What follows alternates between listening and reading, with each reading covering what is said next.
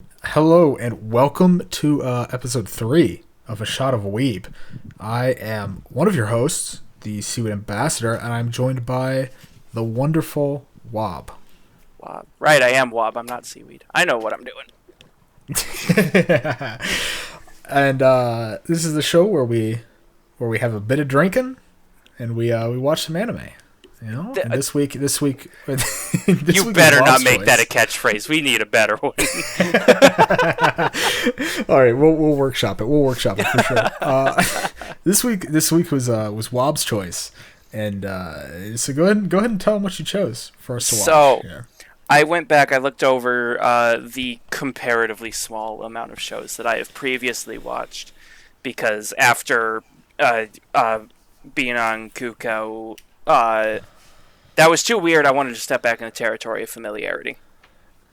And so I picked out one of my favorites from October? No, July, it looks like. From July of 2019. It's a year old now. Tejina-senpai. Oh, happy birthday. Yeah, happy birthday. I watched this show as it was coming out, and I remember it was one of my favorite things because it aired on the same day that I had one of my 2 work shifts while I was in college, and so I'd come home from work and watch a new episode of Tejina, and it was always a good recovery. Yeah, that's when we were working. Were we working together at that time? Was that? No, maybe that would towards have been the tail end. No, that would have been right been before I started working my new job. So okay, the first half of it was actually while I was on my own, and the second half of it would have been while I was working at my new job. Right, yeah. I do remember you telling me about this anime though. Every once in a while, just kind of periodically, and how I would say, yeah, I'll get to it. You've seen like 70,000 shows, and none of them are the ones I watch. I know yeah, and the ones that I have seen that you've seen, you haven't finished. Well, I wonder what you're referencing there. Hey, I watched Gurren Lagann at least. Well, yeah, okay, that's true. And you watched the entirety of Dead Leaves with me. So, for some reason.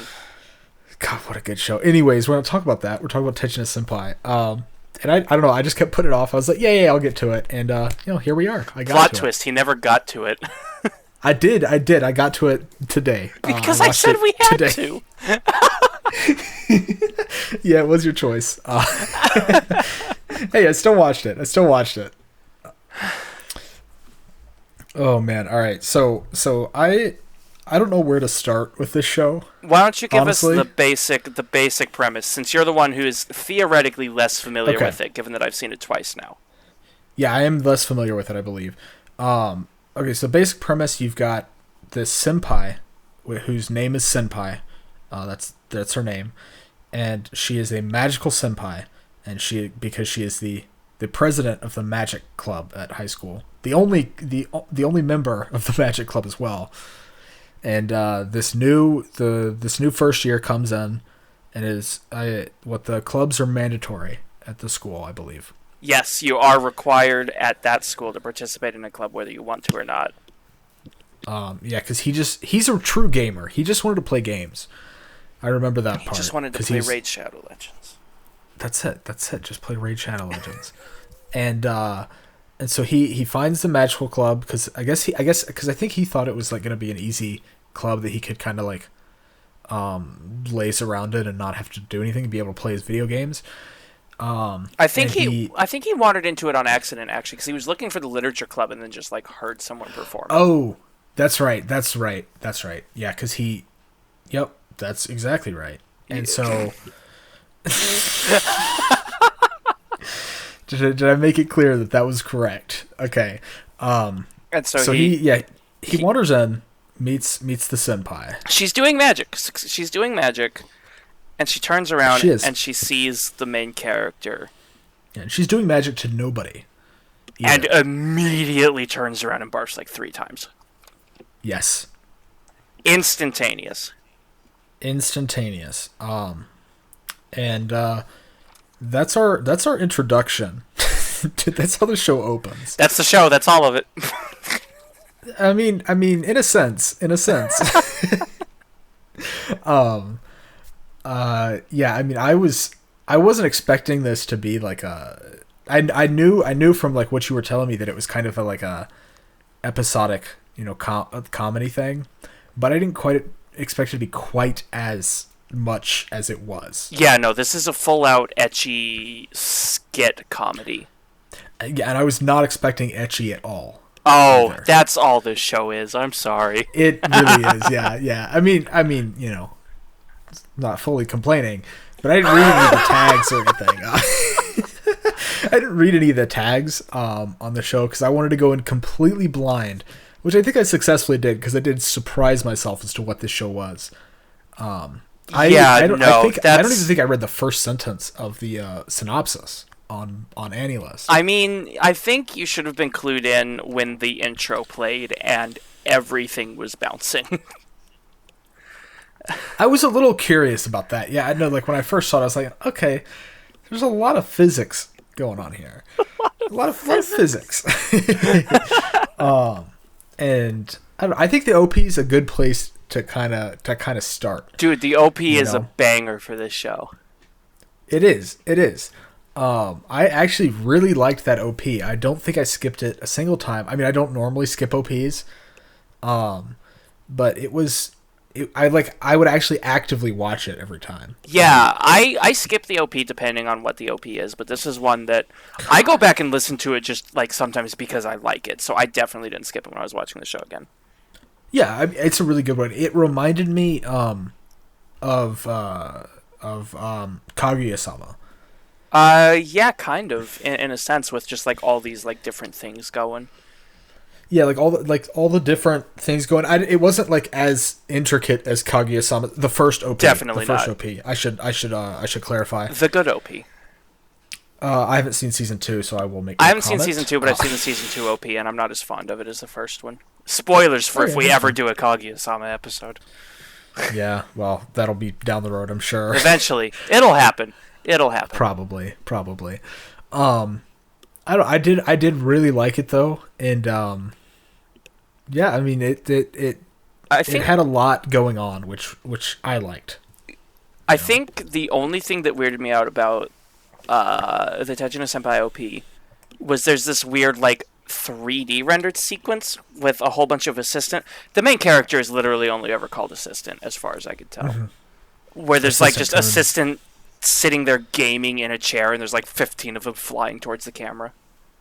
Oh yeah, that bit was a little weird. Yeah, that just sort of happens. But then we have Senpai being blasted out of a rocket ship, which is pretty true to form.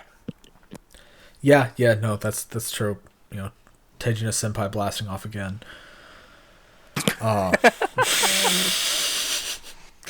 So yeah, I mean it's an interesting OP. I like it. It definitely surprised me in the quality of animation in the OP for this kind of show, because it is like a short.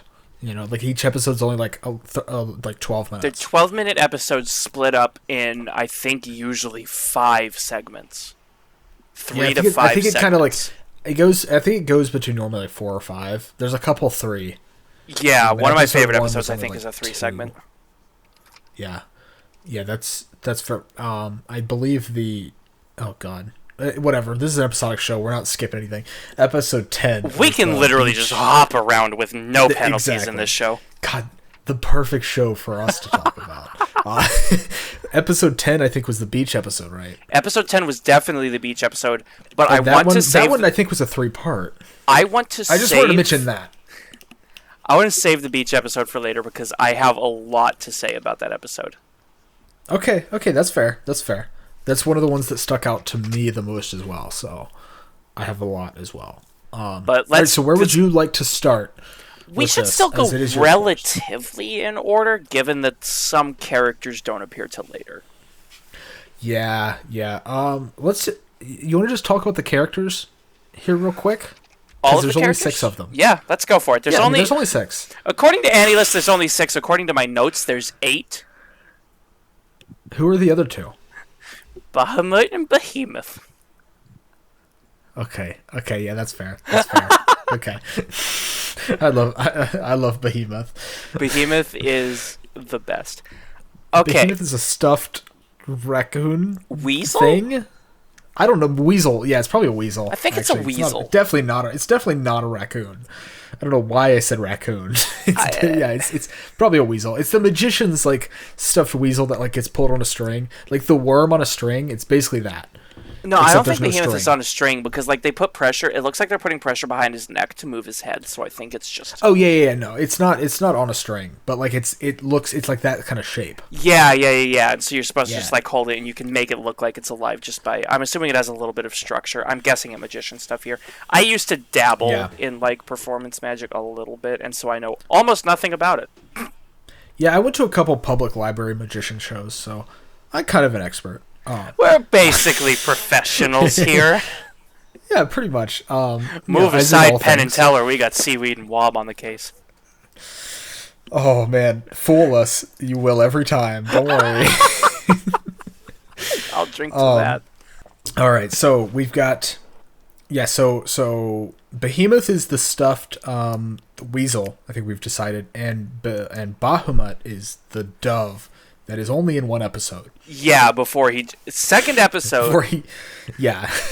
Senpai brings a pigeon, dove, bird. A dove, yeah, a white dove, a white pigeon, which is called a dove. And she's like, "Hey, this bird is my friend," and then it flies down her shirt and then flies out the window. Yeah, well, it flies down her skirt, and she says, "That was the giving birth to a dove trick." This is the thing that needs to be known the most about Senpai is she refuses to admit when she's wrong. Yeah, she's good at magic. Is the thing is like she actually can do magic. It's in front of an audience or anything vaguely face-like. Right. Anything that has a face, including a stain on a wall. Except for bugs. She could perform in front of the cicada. That's true. Anything resembling a human face, I guess, would be the right. Yeah, definitely. Yeah. So she like can do magic, but she refuses to like admit that she messed up a trick or anything like that. So, so when anything goes wrong, she tries to just like play it off. And assistant usually calls her on it. Assistant is the first year who joins her club, except he doesn't join her club because her club isn't a club, but then her club is a club, so he joins the club. Yeah, but that doesn't happen till like after halfway through the show. Yeah, the magic club isn't even a magic club for half the show. It's a subsidiary of the science club because, which also okay, this might be jumping ahead a little bit, but I'm also we're still in character territory. We're still establishing characters and not very well. I'll bring in Madara-san because she's the third character introduced. Madara of the main people, the person cast. Right, she's a member of the science club, the president. The chemistry club. The chemistry club. Okay, yeah. And there is never anybody else from that club shown. Yeah. So how does she have a club, but Senpai can't? There are presumably other members, but maybe they just meet at a different time. Madara runs the chemistry club out of the adjacent room to the magic club. Yeah. And assistant. Actually, what you should say there is that Senpai runs the magic club out of the chemistry prep room. Because that's what it is. Well, is that what it is? I don't think so. Because there's hallway. Because there's hallway access. On the sign. On which sign? Yeah. But on the sign of the door to the magic club, where the magic club sign is hanging down, it says chemistry room. Does it actually? I've watched the show twice and I never caught that. And Madara says assistant says, "Wow, it's really nice that you're like letting her run it out of the prep room." I never noticed that. That's actually kind of excellent. But Madara is also a club leader. She leads the chemistry club. Assistant, since he has to join a club, signs up exclusively in name to the chemistry club. Yeah, which Madara is fine with. But maybe that's how Madara has a club. Is a bunch of people say they're in the chemistry club, but nobody actually shows up. Maybe? I don't know. It's just, I don't know. It felt weird to me that was like never established because she was the only one ever in that room. To be fair, that's also fine. Plot twist, Madara is my favorite character, and she's great. She's my favorite character too, but I think maybe for different reasons. We'll get to those because that happens. I'm- Those reasons are in episode 10, the beach episode. So we'll get to. Are we gonna spend like half this episode on episode 10? I think we might. I think that kind of has the most importance to the There's show. There's a lot in episode 10. I have the least notes on it actually, but like I have a lot in my head about it. Yeah. So episode 10, in my opinion, is the best episode of the show. Okay, I wasn't going to say that yet, but episode 10 is my favorite episode. Yeah, I mean, I think that's fine to say. There's 2 more characters. They don't show up till halfway through, though, so I don't know if we want to talk about some of the early stuff before these 2 show up. Yeah. Well, let's save those 2 characters. Well, okay. Well, we can talk about there's 3 more. There's 1 more. Oh yeah, there's one other who appears in episode 2. Onei-chan, who is Senpai's sister. That's her name. She doesn't have any other name. Half of the characters in the show, which is only 3 of them, aren't given names. Yeah. Apparently Assistant Kun is given a name, but like I didn't hear that once in the show. Yeah. So I can only guess really it's believe it. I feel like it's only in the manga or novel or whatever it came from. It's a manga, I'm pretty sure. Let me make sure here. I don't know. I don't want to be given a source manga. I know you don't. Okay, like I understand. We've established you didn't even read up to where the anime stopped in Domestic Girlfriend. We don't need to talk about that.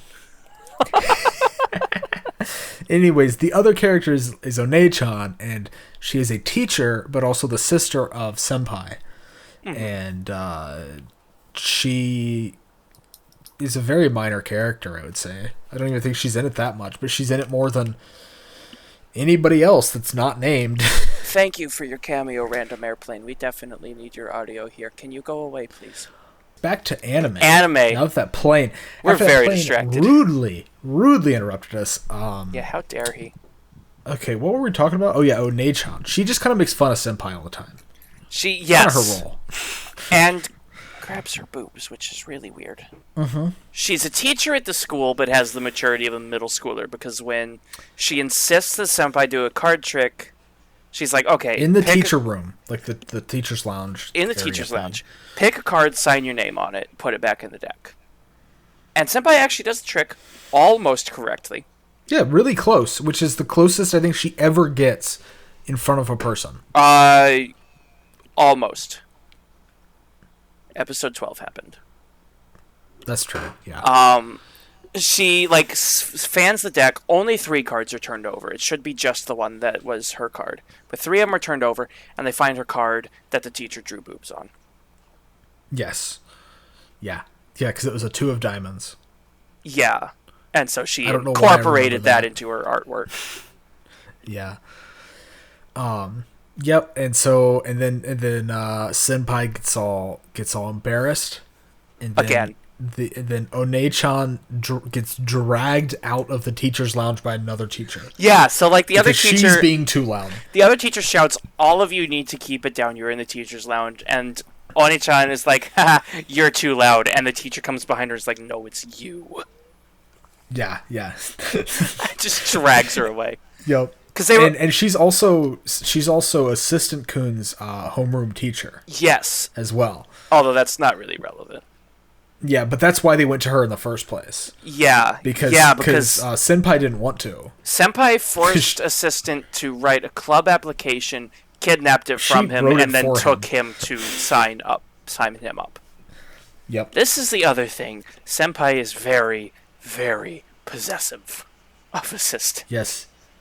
And very, very into bondage. No, it's a magic trick. A magic trick. Yeah, okay. There's not one episode where somebody gets tied up. It's only like half of the episodes. Like half of the mini episodes. Okay. That's how the show ends, I'm pretty sure. It's with her tied up. I don't know. I don't remember. Anyways, that's jumping way far ahead.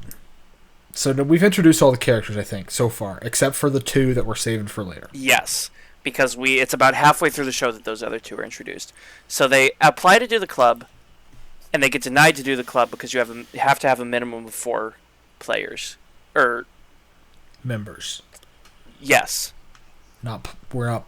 Yeah, it's not a video game. And so, shut up. As much as Assistant Kun would like it to be. And he even makes a comment, can we just make a gaming club? And she's like, no one would go to that. Yeah, well, there definitely would be. And so yeah, they gets denied, and he has to go try to find another club, which is how he talks to Madara-san in the chemistry club. Yeah. And which Senpai gets super depressed over as well. Yeah, because how dare you speak to another female in existence and join a different club, and she gets like all lonely and stuff because he also didn't tell her, which like, I mean, that's kind of, I don't know. Like I understand her point of view on that too, because he didn't tell her that that's what he was planning on, was to go and visit, was to go and try to con a different club to let him join it as a shadow member, essentially. Yeah. Yeah, and then it's not till the end of the episode. I don't even remember which episode it is. He comes back to her club and was like, "Hey, I just signed up, like, officially, but I'm still going to hang out at your club." And she gets all emotional about it. And she was also in the middle of tying herself up. Again. Yes. This is not the first time, nor the last. And see, she would have escaped. She would have escaped if she was on her own. Yeah, that's true, because she had done the first trick. She did the pigeon, or the doves in the hat, and, like, they come out of the hat, then they go back in. She shows it, and they're not there. She did that trick perfectly, and then she did, what was her second trick? I don't remember. That one. Anyways, whatever. Yeah, she does her second trick perfectly, and then she's in the middle of tying herself up, and for an escape trick. That's what it's for. And then he walks back in the room.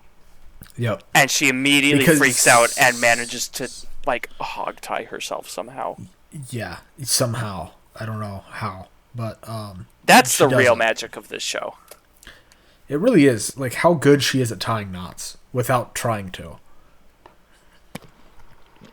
Because there are some intricate knots.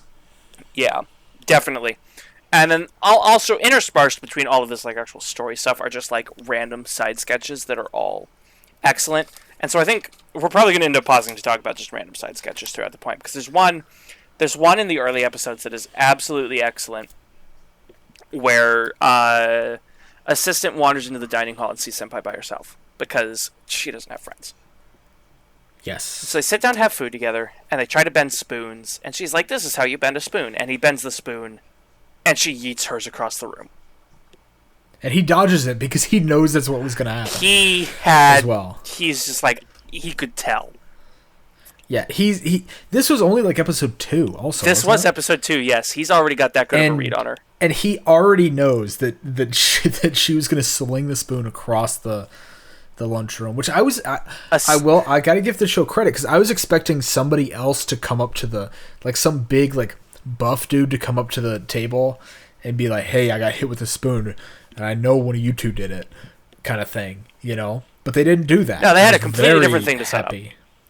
I was very happy about that because that's like the easy route, you know?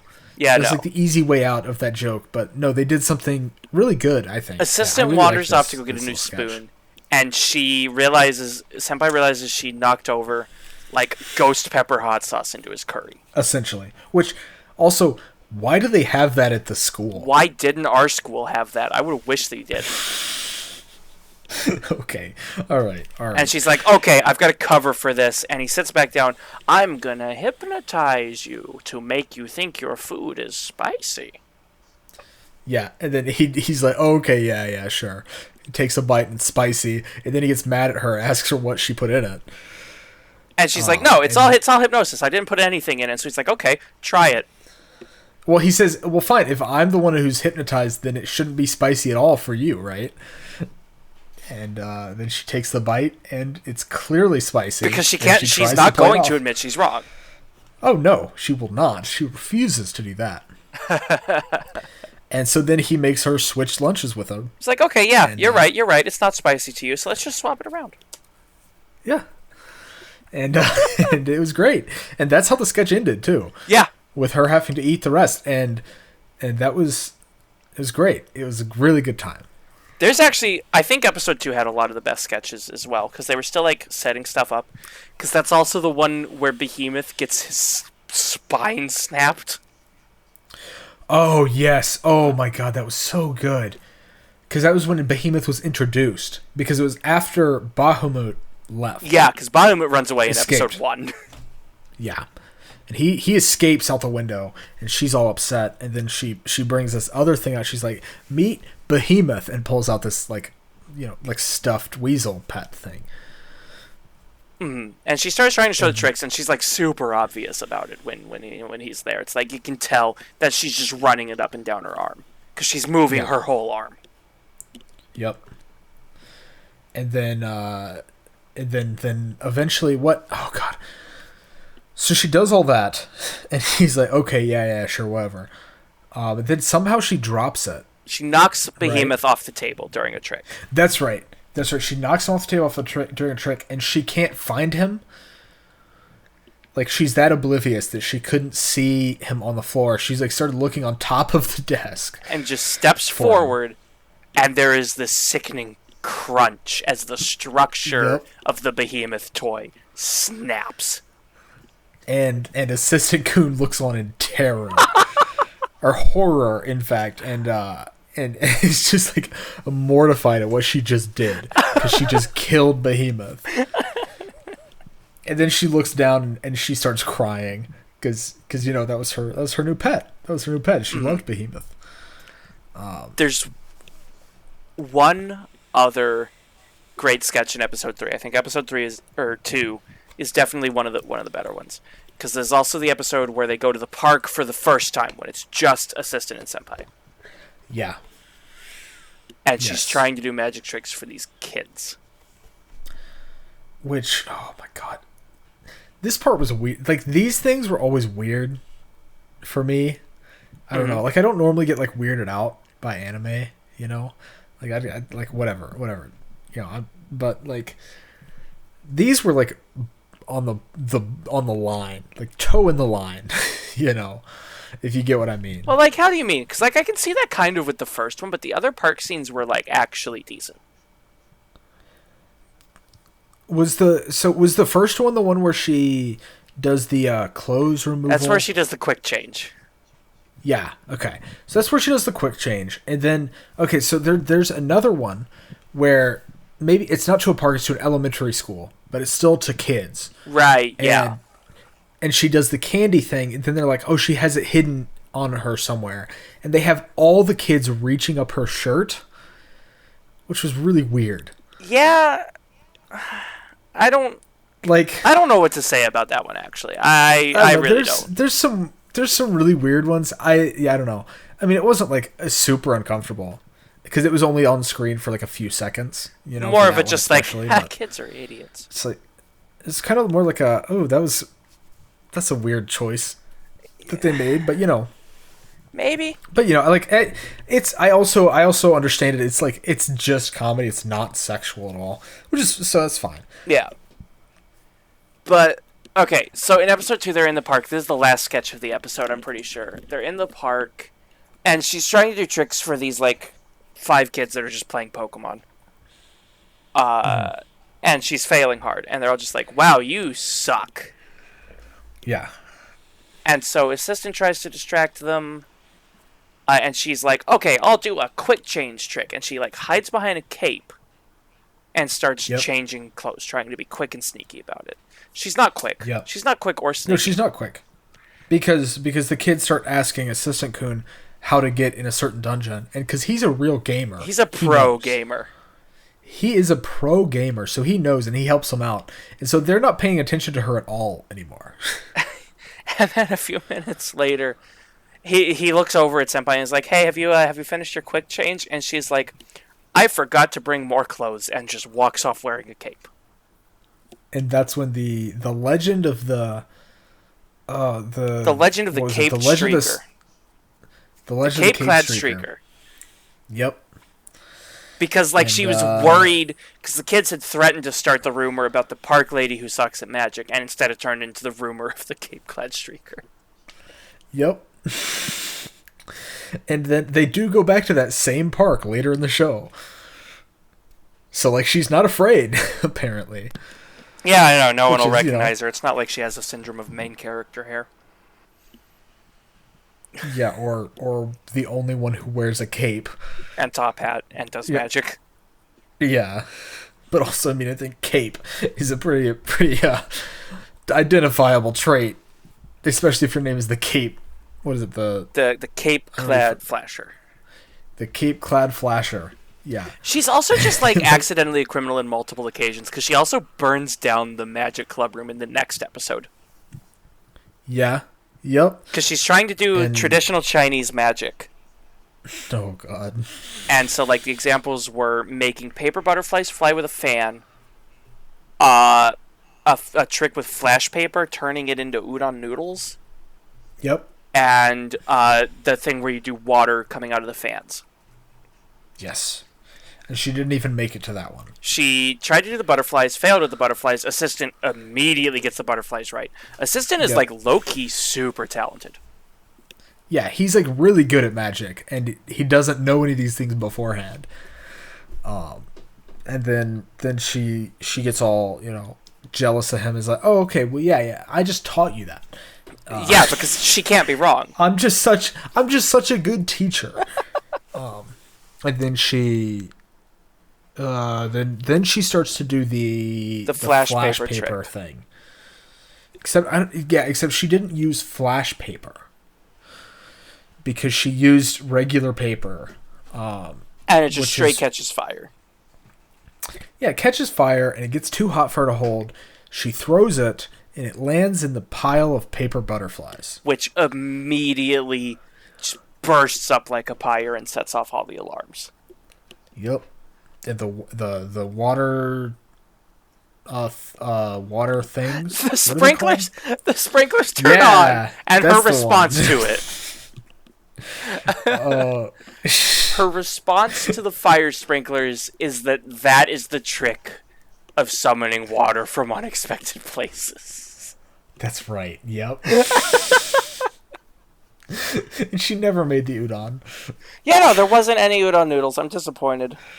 What was next? What happened next? What did happen next? There's more skits. Yeah. I mean, that's the whole show is skits. Yeah. There's a bit... There's no story. There's really, there's no... There's minimal overarching story. Overlay. Yeah, there's no overarching story. Well, there's really not any, because there's no character arcs at all. We find out that Senpai is actually really good at track and field. Because she can just sprint for, hours. Yeah, that's true. But, that never comes back later. No, it was just there for a one-time gag, because they asked her to do track and field, and she's amazing at it. And they're like, hey, would you like to join track and field? And she's like, how about you join magic? And they say, no. She says, okay, and tries to drag them off to the club room. Yeah, because she needs 4 members. She just needs 2 more. This is also the one where I think she raises 2 more pigeons. Yes, she buys 2 more pigeons, because 1 was not enough. And she's actually done pretty decent at training them. And they're, actually following the rules more or less. They fly around, they sit on things. But they're behaving. And she's like, no, they sleep with me so that we form a tight bond, because they're completely silent at night. Plot twist, they are not completely silent at night. They are not, and she learns that the first night. Because she says, because they're diurnal, they won't make any noise. Which, I know from raising rats, having pet rats, that diurnal does not mean that they're silent at night. Because, oh my god, my boys, they go wild when the sun sets. It's crazy. I don't know about diurnal stuff, but I used to have some cats, and by golly, the sun goes down and they go berserk. Yeah. I don't know a single animal that doesn't. Oh, this is the same episode where we get a really good sequence with Madara, and this isn't where Madara is introduced, but there's this is when Madara is on her own for a minute. They're doing the sword in the box trick, so you have Senpai get in the box, and you stab a bunch of swords through the box. Right, yes. And I don't know, they try to put a sword in the box, and I guess just poke Senpai in the butt. Well, what happens first is that, because they're trying this trick out and they're trying it correctly, where she hides under the table underneath the box, and then he stabs all the swords through, and then she's supposed to go up into it. And but before she's able to, he unveils the curtain, and her skirt is somehow got caught up, so he can see everything underneath it. That one was actually, I think that one was completely assistant's fault. He just waited. He was way too quick to pull the curtain up. He was way too quick to pull it up. Yes, yes. So that one's on him. Also, that one was on him. That one was on him, especially since they weren't doing it to an audience. You know, if they were doing it to an audience, then like fine, you want it to be like kind of quick, so it doesn't seem like something's happening. You know. Well, no, that's the whole point of the performance and misdirection, though. That's why you like wander around the box and gesture at all the swords. Oh no, you're right. Yeah. But I think just because it was, he wasn't thinking. That was definitely on him. But still, so they tried that. That didn't work, and then she's like, "Okay, well, I'll just get in the box, and then you stab the swords through, and I'll just dodge them." With like quote, her reason to dodge them, quote, is woman's intuition. Yeah, that's how she's gonna dodge them. Which, you know, she doesn't dodge a single one. No, she dodges the first one. Kind of. Still, like, it still grazes her. So none of them actually, like, injure her? No, they don't go through her. They don't impale her. But her sweater is not as lucky. Well, all of her clothes aren't as lucky. Because it's that kind of show. Yeah. But as they're doing this, that's when the Madara walks by the room, and she goes, "Oh no, my butt! Don't stick it there! No, please pull it back out." Yeah, please pull it out. And she's like, "Oh God, what does she say?" She's like, "This is such a shameful act." I think is the phrase yes, she uses. Yeah. Wow, there's such a shameful club, something like that. Yeah. and then we cut into the club, back into the club room, and we see that. As assistant opens the door, Senpai's clothes are all ripped up, and then she's like, "Oh yeah, giri giri seifu." I believe that's the exact word she uses. And he's just like, "No, you're not. No, you weren't." And he's like, "No, all of your clothes are torn up." Like, and that's how it ends. And I think that was a really good ending for that skit as well. That's a pretty frequent theme in this episode, is of just like none of the things working. Yeah, yeah, that's true. Well, I mean, I think that's a pretty frequent theme of the whole show. Mm-hmm. You know, too, is that none of her tricks actually work. They just they end in her in compromising positions. But she's also like super confident and overbearing about it until she goes to actually do it. Because in the next episode, one of the skits is that there's people coming to see the club. Because some people heard that the club is weird and they want to see it. It's two girls. An assistant overheard them talking about it in class. And he tells Senpai, "Don't do magic. We need to play it cool because people think I'm cool." Yeah, and then we get a vision of what he thinks he looks like in class, which is, they definitely don't think he's cool. They definitely probably don't even know who he is. Yeah, he's like not on the scale, but he has this like self-image that's like the anime pretty boy. Like, yeah, he would be a member of the Earth Defense Club. Most definitely. That's what he thinks, at least. And that's not the case, though. The girl, and so he's trying to convince her. She's doing all these crazy magic tricks, like these insane ones. Mm. And then eventually she's like, "Well, what if I do the one where my head comes off?" Yeah, and so she has this pretty convincing illusion where she just like tucks her head forward and like her collar's up above her neck, and it looks like she's holding her head in her hands. Yeah, and it's actually like really good. I was very impressed. And assistant's like, "Don't do that. You're going to scare people away." And yeah, and as he's trying to put her head back where it belongs, they open the door as he is holding her head in like the midsection of her body. Mm-hmm. At which point they run away, and Senpai responds by not bringing her head back up to normal level, but with her head in her hands, chasing after them. Yep. Because they're the two she needs to get the club going. And assistant sits down and cries. Because his quote-unquote reputation is over. His reputation is over. His image is ruined. My disappointment is immeasurable. Yep, essentially. Yeah. And it just cuts. It just cuts again. Yep. That's one thing that I think these skits do really well, is like knowing when to just cut it off. I think it does that pretty well, especially towards the beginning.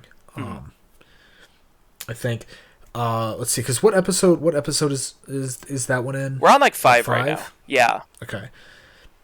So I think it's a good enough time to say this, but I think the show, I don't know, it's very formulaic, if that makes sense. Okay.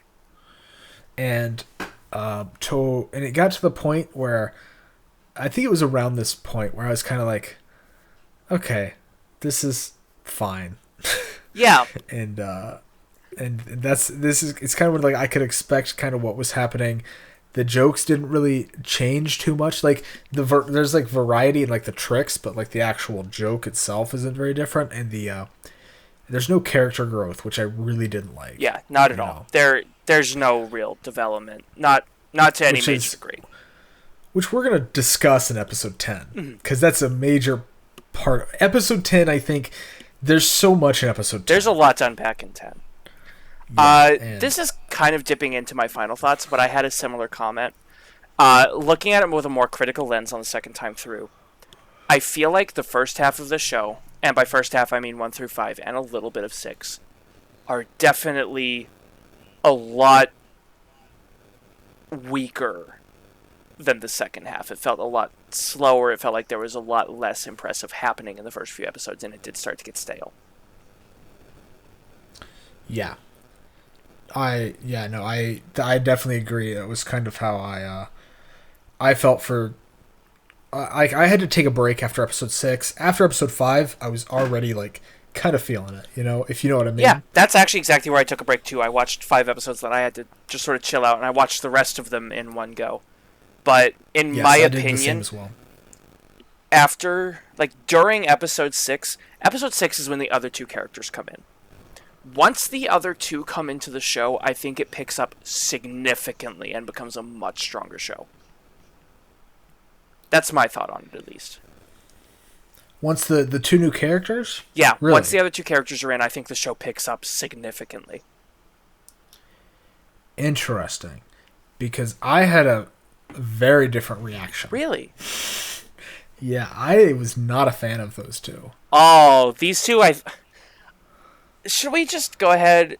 No, there's 2 more things I wanted to mention on 5 before we move on to the new characters. Because 2 more skits on 5, I think, were important. All right. Let's go for them.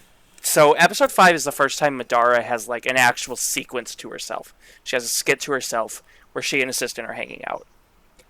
Yes. And he's like, wow, magic and science are basically the same. And she's like, no, you idiot. Yeah, she gets all defensive, and it's adorable. It is adorable. And then she proceeds to do magic tricks using science. Yes. And it's great. But she's like, science, or she says, magic tries to fool the viewer into thinking that, like, this is something that can only be done by magic when it's easily done by physics, and it's very disingenuous and it basically she was like it halts, or like it slows down progress of the human race. I think was her major complaint, honestly. Mm-hmm. But then she's like, which was just, it's so adorable. But if you use like teeth, actual science, you can do so many cool things. And she starts doing cool things, like she does the can crush with like hot water. She does the putting the bottle, like tilting it at 45 degrees. Yeah, because of the center of balance. And she goes on like full explanations about them. Fun fact about that one, about the tilting the can. I remember when I learned that trick, back in like, I don't know, I think it was like elementary school, because I was watching an episode of Chris Angel Mind Freak. And that was one of his, because like if you remember in that show, he would give you like little tricks you could do. No, I never watched that. That was one of them.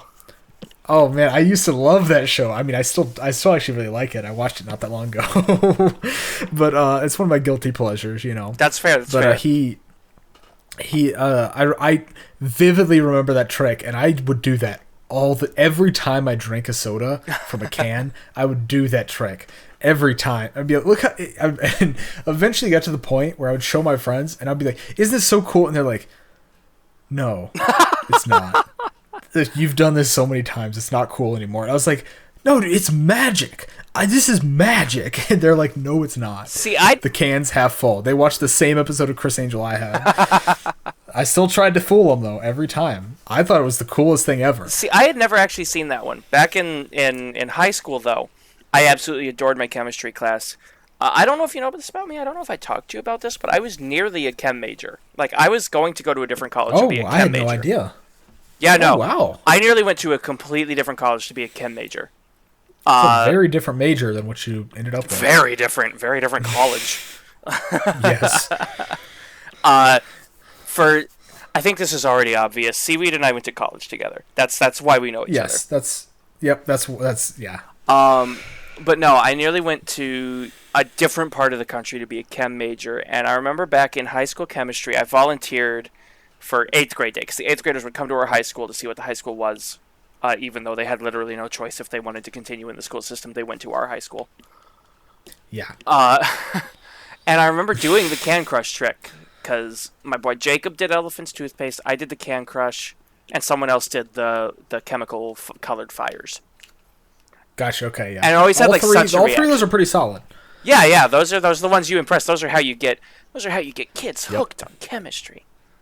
It really is. And so when Madara geeks out about the can crush, I'm just like, I used to do that one. Oh man, that's great. I'm glad that we both had different ones, because I didn't know about that one until I think I did know about it, but I'd forgotten completely about the can crush one. Yeah, no, that's one of my favorites. You just boil a little bit of water, you pour it in the can, and then you use tongs or whatever and stick it in ice water, and it'll just collapse. Yeah. And I'm glad that we had opposite experiences over that. And the two tricks that she did here. Or no, she did the third one, right? She did the Coke one at this one? Yeah, I think she did the freezing Coke, and she also had the air cannon. Yes, that's right. The air cannon, that's a classic. The air cannon is a classic. We did used to have the air cannon. I remember a lot of us thought we were clever because you could load a fart in there. How did we never think of that? Wait, really?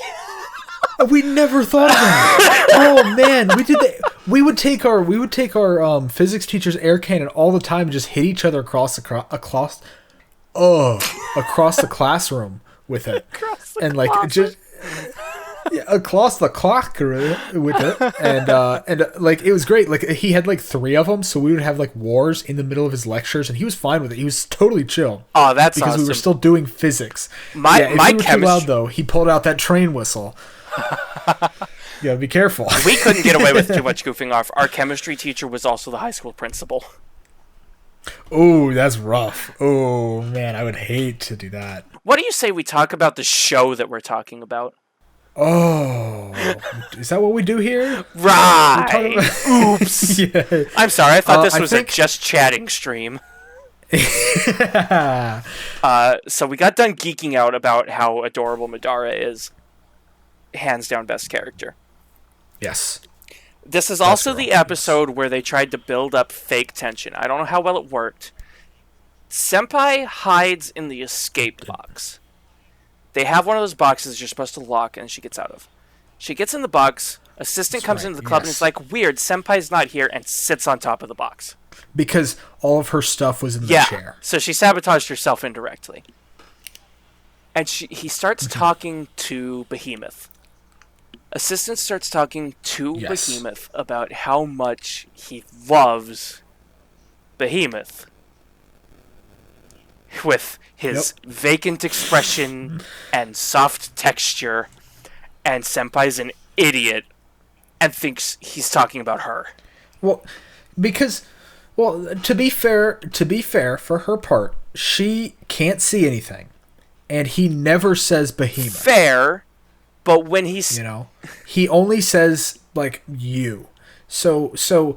And he also says, I could never say this to your face. Even though he's literally saying it to Behemoth's face. Or I could never say this, or I could never say this in front of her face. Right, yeah, because he starts off by ragging on her.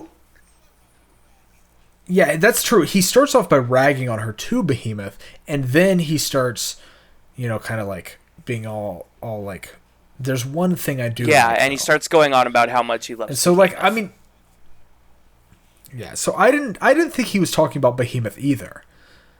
Until he talks about the soft texture and vacant eyes, and she's just like, "Wait." Yeah, but by that point, I'm pretty sure she had rubbed herself on his back and all this other multiple stuff by times. There is no concept of personal space. So, like, none. No. None at all. What is personal space? Never heard of that term before. But, like, so, like, I still thought he was talking about her, honestly.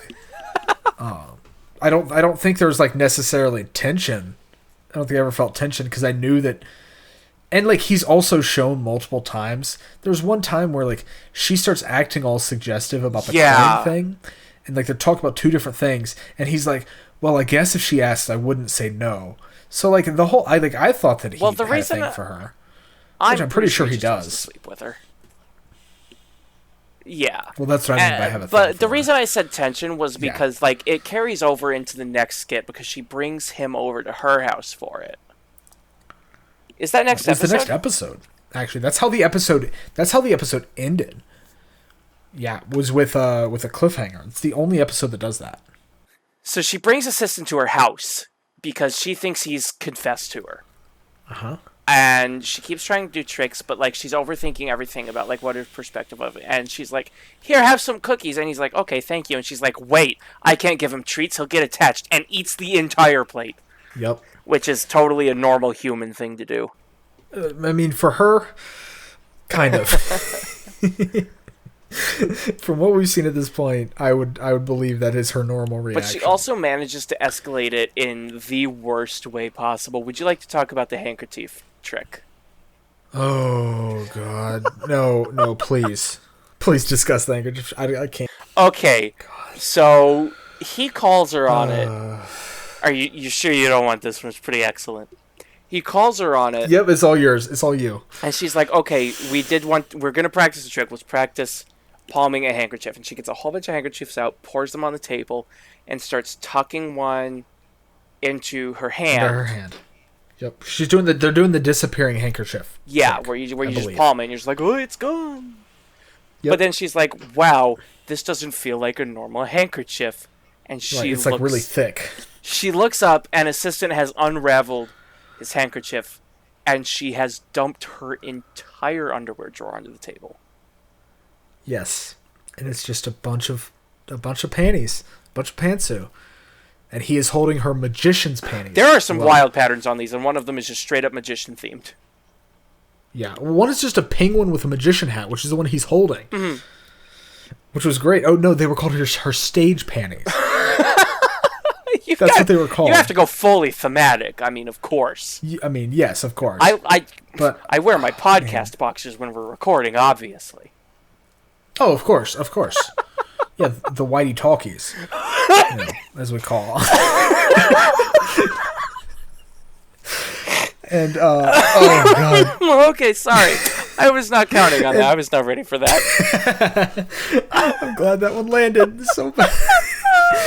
But when the thing I don't know, that one, it was bad. Like it was, oh man, it was such a weird skit.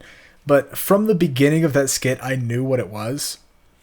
I don't know if it's just I've seen this type of show enough, or if like the way they were folded, I could just tell it wasn't a handkerchief, and I knew based on the show, you know? Yeah, whereas I'm not usually good at picking up on these things. The first time I watched it, I was completely blindsided. I'm like, wow, she's an idiot. Yeah. I mean, and it would also, like, I did believe that she would have that many handkerchiefs as well. Why not? Considering everything in her room is about magic. That's all she cares about. Like, literally, that's the only thing is her life. Like, that is her personality. Mm-hmm. You know, like, people say anime is my personality. Magic is her personality. Like, that's fair. And they end up resolving it, and they, like, off screen. Well, no, she shouts that, like, you said you loved me and we gotta talk about it. And then off screen, he, like, sets it straight. And the episode ends. Well, like it cuts. Well, it just zooms into his face, which is absolutely disgusted for some reason, which I thought was very rude of him. I mean, he's not exactly the most tactful as it is.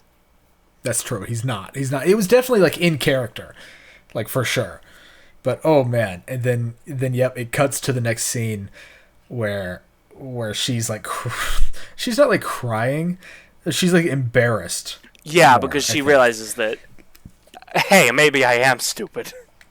Yeah, but she doesn't learn anything from it. Oh, of course not. That's too much to ask.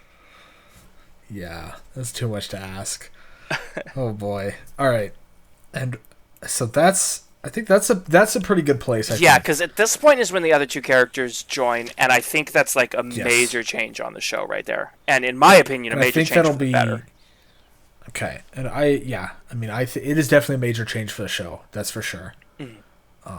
But I think this is a good enough time for a break.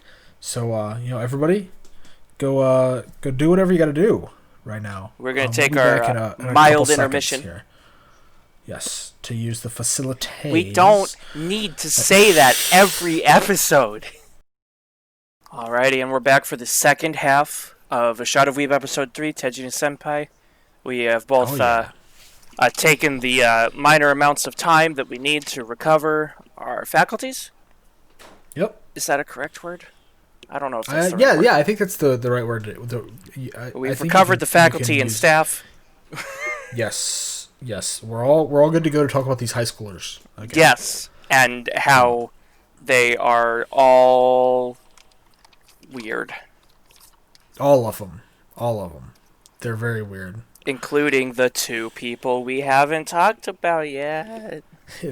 Wow, it's almost like that was a segue we made, but we didn't, and we actually didn't. Man, crazy. All right, let's talk about these new characters. Let's talk about these new characters. We get 2 new prospective members for the Magic Club, except they don't do magic. But they want to merge clubs so that they can make a club. Yes.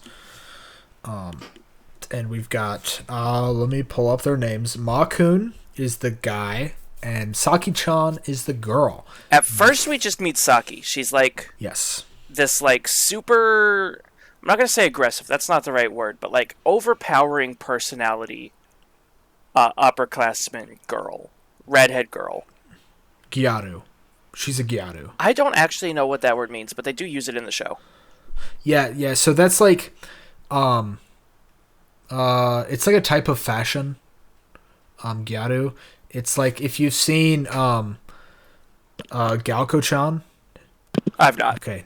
Yeah, no. I'm trying to think of anything you've seen where there would be a gyaru in it. And I don't know of anything. But, like, they wear a lot of, like, accessories. They dye their hair. I don't know. That's, like, the general basic thing. And they're worried that she's going to assert dominance over Senpai because she has bigger titty. But she doesn't. No, she doesn't. She doesn't? All right. No. Because they actually go out of their way to state that fact. Yes, because that's like her point. That's Saki-chan's like point of like where she feels like kind of like overwhelmed by Senpai, I guess is the right word. That's not the right word. Possibly. She like inferior. She feels inferior to her because of that fact. There's definitely a bit of rivalry between them. Oh, but for sure. But only at the beginning, really. Definitely. It's only Saki that joins the club at the beginning. And she's like, hey, we'd like to join a street performer. I want in. Yeah. And then they ask her who we is. And she starts talking about this absolute chiseled, gorgeous man that she's with. This Chad. This absolute Chad. He is an absolute Chad of a man, by her description. Mm-hmm. And Assistant is terrified to meet this bro of a dude. Yes, what an apt term to use. Bro. Because that's definitely the vibe we get. And then we meet Masashi. Yes. Ma-kun. Who is a large man. He's a large individual in He's He's a big boy. Round fellow. Yes. And Saki is all over him, and we find out that he is Saki's younger brother. Blood related. Look, as long as you say no chromo, it's okay. But there is. They are related by blood. Yes, and it is and awkward. she is a complete what is it, a brocon? I don't know if there's an actual word for it. Because syscon is the word. Syscon is the word for, There is a pop-up, because there's occasionally little pop-up text boxes to describe things. There's a pop-up where the English translation of it declares she has a brother fetish. Yeah, she's got a brother complex, essentially, where she's in love with her brother. It's really weird. And so Makun is not this chiseled Chad we thought he was. Though I would still argue that he is a Chad. A little bit by of his one, personality. as we see a little bit later on. I like pretty much everything that Makun does throughout this, the whole series. He's, I think, one of the strongest characters. He's not as excellent as Madara. No, Madara is the best character in the whole show. But I think he brings a lot in. Saki, whatever, she does things. Yeah, Saki is kind of like a toned down senpai. I think she's supposed to be a little bit of a foil to the senpai. She's got the self-awareness to a degree. Yeah. No, I would agree. And so I think she's supposed to be senpai with a little bit more college. You can do it, I believe. Common sense. There we go. I want to drink a little more. You got it. Hey, that'll help. Yeah. Yeah, no, she has that common sense until it comes to her brother. Yeah. Once her brother's in the picture, it's all out the window. And the funny thing is Makun is sick of it. As we see going forward, there's a lot of instances where she's trying to be all over him, and he just shuts her down. Yeah. He's learned to deal with it. Yeah, he's learned to deal with it, but not put up with it. Correct. Because he will, he doesn't just, let her do whatever.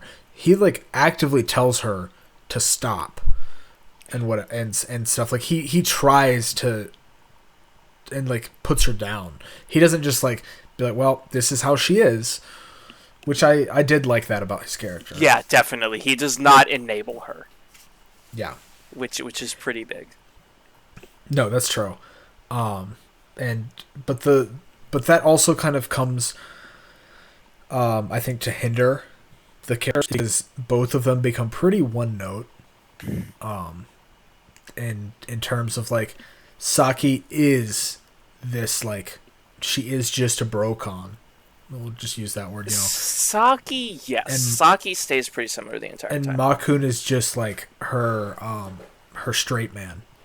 Kind of. That's the way I feel like Makun does enough interesting things that I want to give him a pass. Yeah. Because he has a couple of different personas. Because he has the bit where he goes full mentalist during the swimsuit episode. He has the bit where he goes full detective in episode 11 or 12. Yeah. That's true. And so I think he changes it up often enough to still be good. He's a little more interesting than Saki. I still don't know if he's interesting enough. That's fair. For me. I disagree, but that's fair. I also think that senpai and assistant are pretty one note as well. So I don't think it's definitely they're just.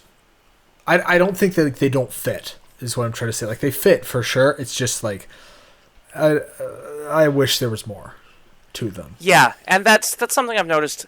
This is kind of skipping ahead a little bit, but this is one issue. I think I said this in the last episode of A Shot of Weeb. I initially gave the show a 10 out of 10. Yeah.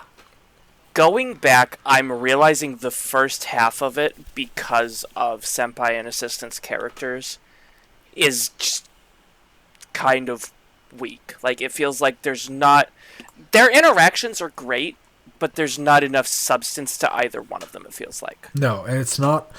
Especially for as many episodes as there are in the first half. Even though they're only 12-minute episodes, at a certain point, it starts to feel like... that takes forever, Yeah. But I mean, granted, for a skit comedy, you don't really need the deepest of characters, so it still generally works. You're right. No, if this was a 24 episode show, I don't know if I would have finished it, honestly. Even for this, I don't know if I could have done it. Because it would have been bad. I think it's also it's really good when you're getting like short doses of it. I think this is the same thing you mentioned during Being Honest. You were watching it as it was coming out.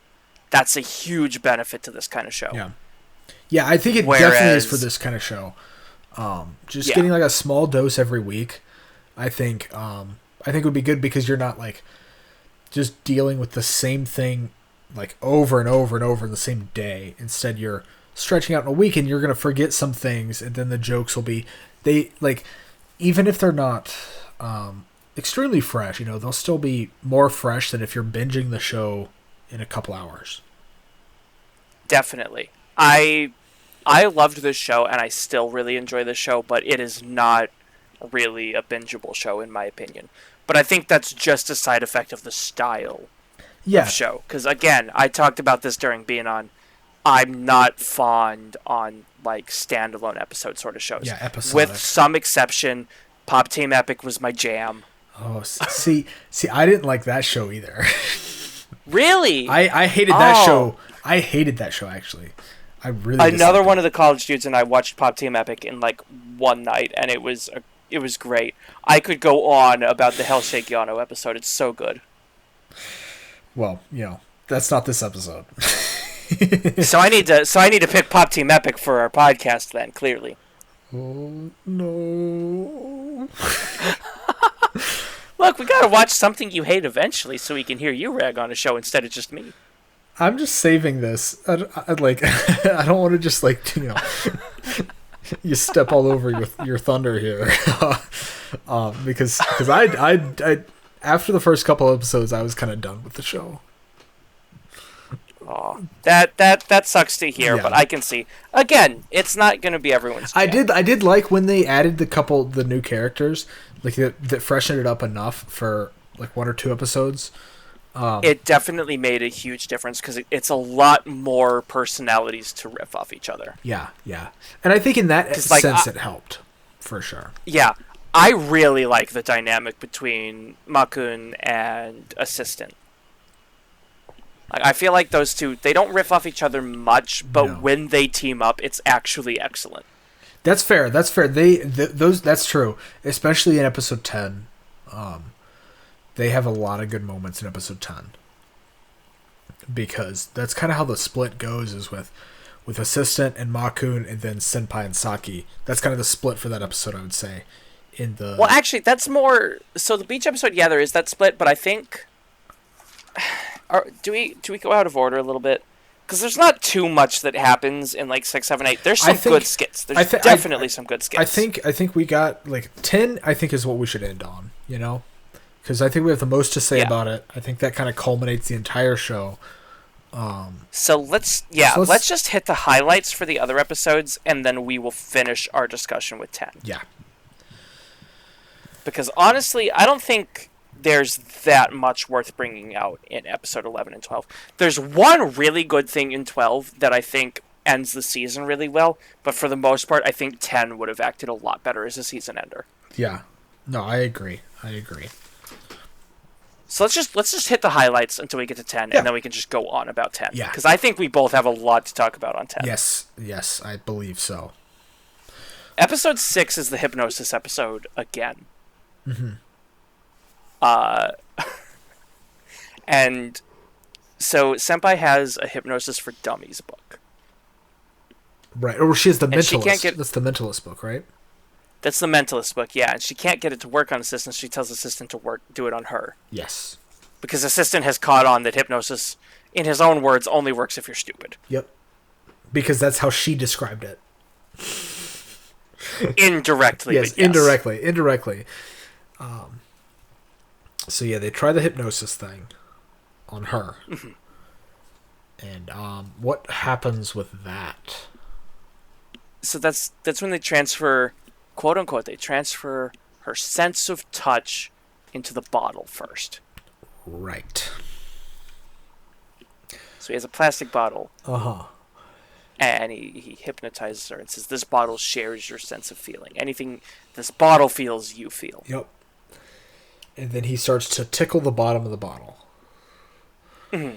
And this is where it gets like a little weird, where Assistant Kun's kind of like weird underlying personality kind of comes out, like really strong. Yeah, Assistant's not a good person. No, he's really not. And he's got like Issei vibes, like DXD. He's not. I would say he's way worse than that. Because really, yeah. Well, I wouldn't go that far. No, I would, because he's tickling the bottom of the bottle, and she says, "Well, this is stop tickling my feet." And he's like, "That's your feet," because he was clearly expecting that to be her ass. Oh, I didn't pick up on that. Yeah, and then he immediately is like, "Well, I wonder what this part is," and he is clearly trying to tickle her, like her 3/4 the way up the bottom. Yeah, he's clearly trying to tickle her boobs, and then like when he touches it, she says, "No, please don't touch there." Like it's pretty clear. Like, I mean, it's a really weird bit, but it escalates. Yes, it does escalate. It escalates because he gives up on the bottle thing and is like, we're at a hot spring and you want to get in that water. Yeah. Uh-huh. This sequence gets uncomfortable. Uh-huh.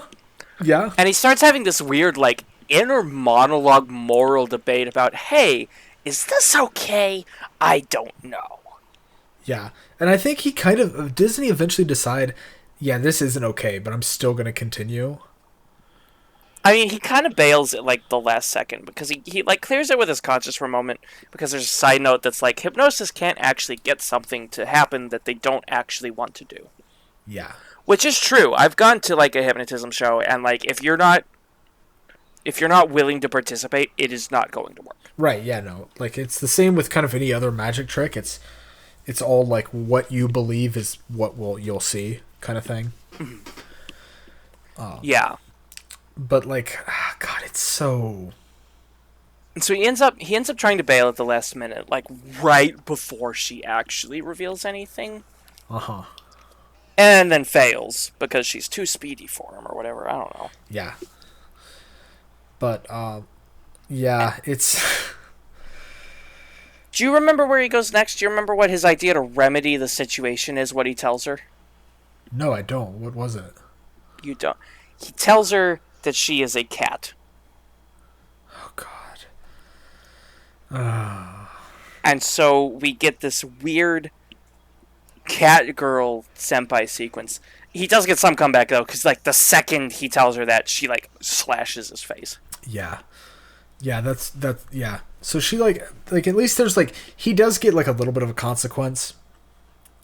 But I still don't know if it's, like, enough, because he doesn't really learn from it. He definitely does not. Which I think is... And again, that goes back to our previous comment about the characters don't develop. This isn't the kind of show where the characters develop. And I think, overall, that's a hindrance to the show. Because you can watch literally any of these episodes at any time, and you won't be lost. Yeah. Like, you might, like... Yeah, it might be weird just all of a sudden, like, watching episode 1 to, like, episode 9.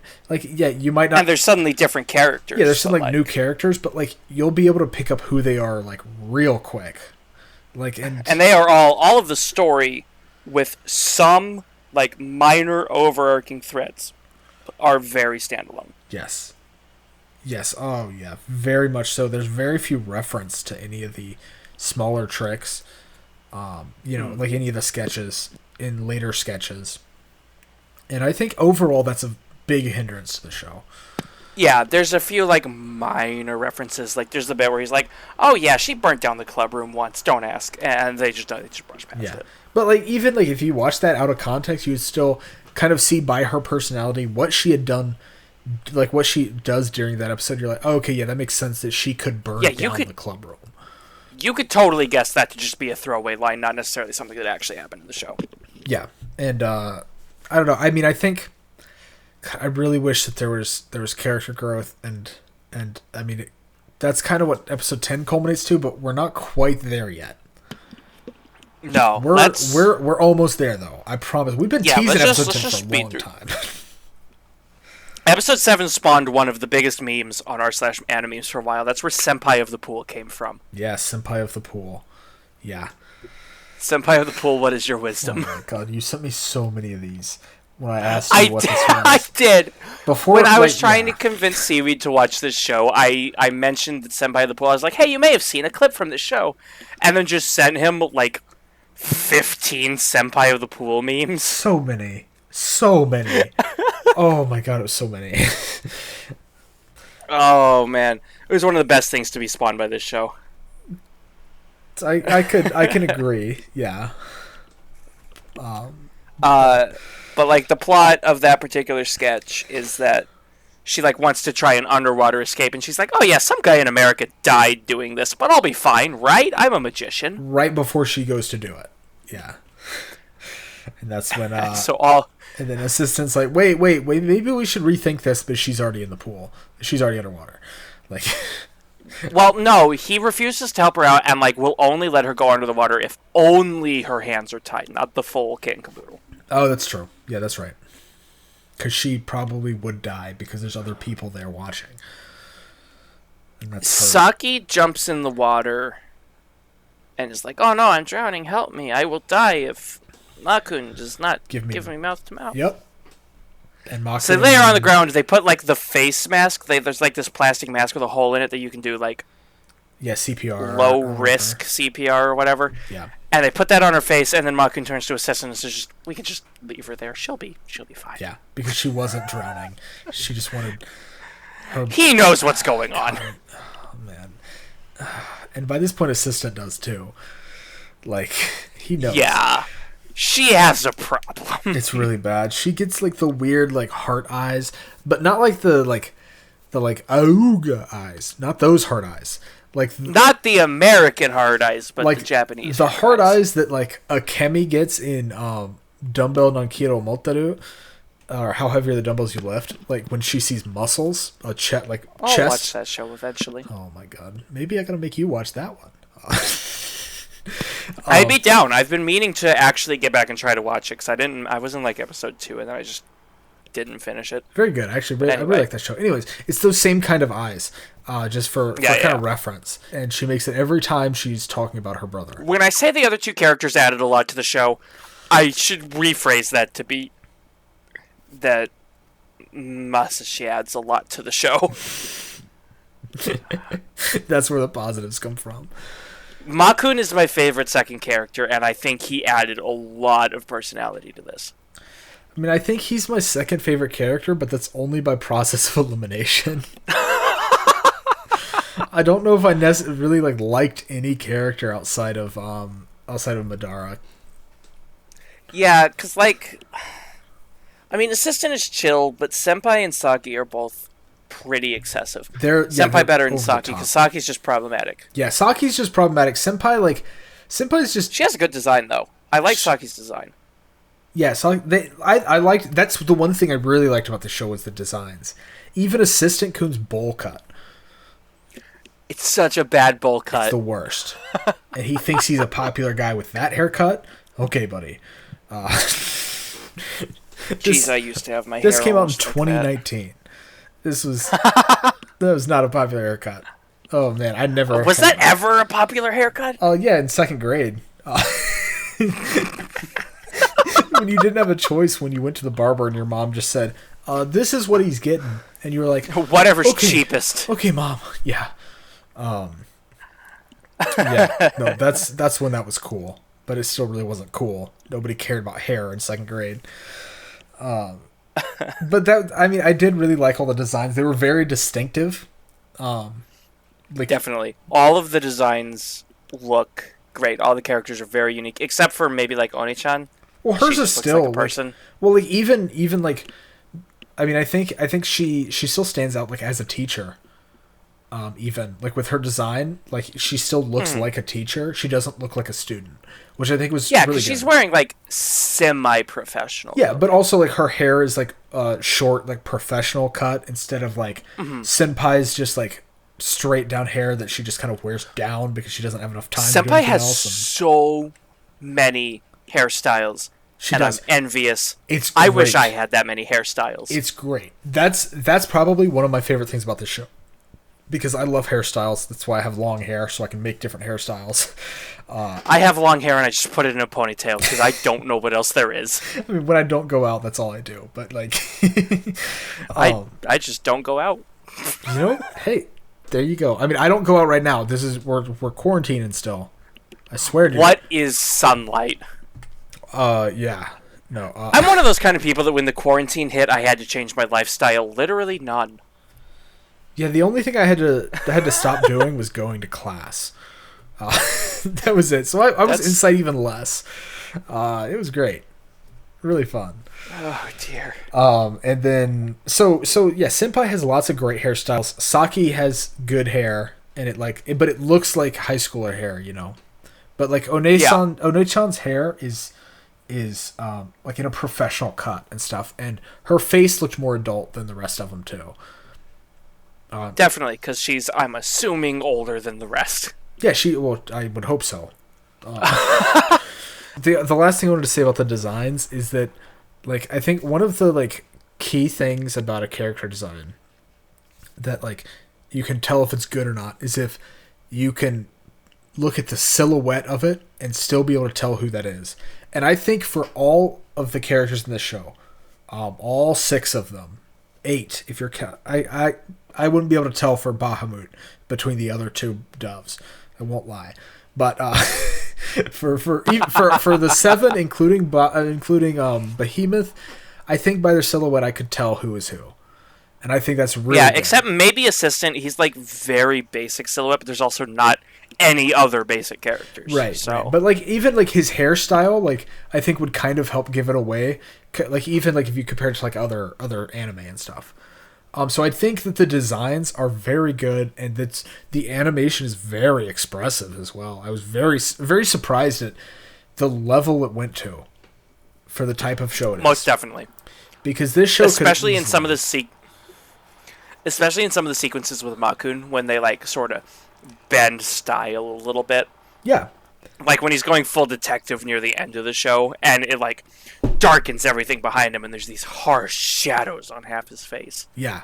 No, I mean, like, this show definitely could have just gone with, like, a simple... because it's a short, you know, people just kind of expect, like, simple animation. I think this show did it really well. Very expressive animation. Like, the colors were kind of alright. I don't think they were my favorite, but overall, I think it was pretty solid. Mm-hmm. There's a lot of energy to this show. Yes, and I think that was a good decision because it matches the energy that Senpai has. Definitely, because she's out there. Oh my gosh, she makes me tired. I think that was the reason I was tired when I started, like about like half an hour before we hopped on to record. I was kind of like, oh man, I'm starting to get tired. Why am I tired? And I think it's because she wore me out today with how much energy she had. You just had to put up with Senpai for the last 3 hours? Yeah, it's ridiculous how much energy she has. But like the animation sells that really well. I really liked that. Yeah, no, so like big props to the like the animators and stuff. I actually want to see who is the director of this. The show also had some really good one-liners, in my opinion.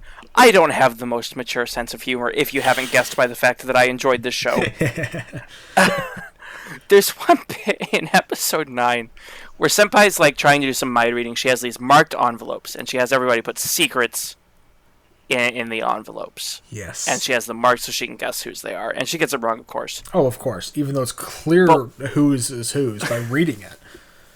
Not necessarily. One of them's a little confusing. One of them is talking about how their chest size has gone up and it's making them uncomfortable. And she's assuming it's Saki. But I knew it wasn't her. Because she was clearly going to write something about her brother. Yeah, and so Assistant is just like, this is embarrassing. And then you can see Ma holding his man boobs. Mm-hmm. And they like oust him on it. And the best line in this series is spoken where Assistant whips around, points at Masashi, and and says, "Return my boner."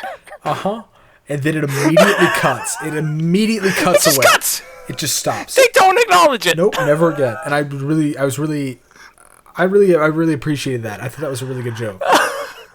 Because they easily could have they could have dragged that out easily. So many. I feel like the art of the stupid, unacknowledged one-liner is not near as common as it should be.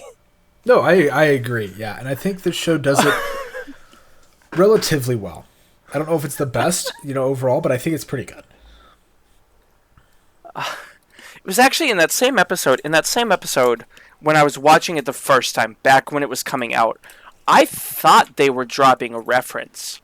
Because when they get to Saki's, it's a note to Makun. And I thought it was a different voice actor. I thought it was a reference to... See if I can remember the English title.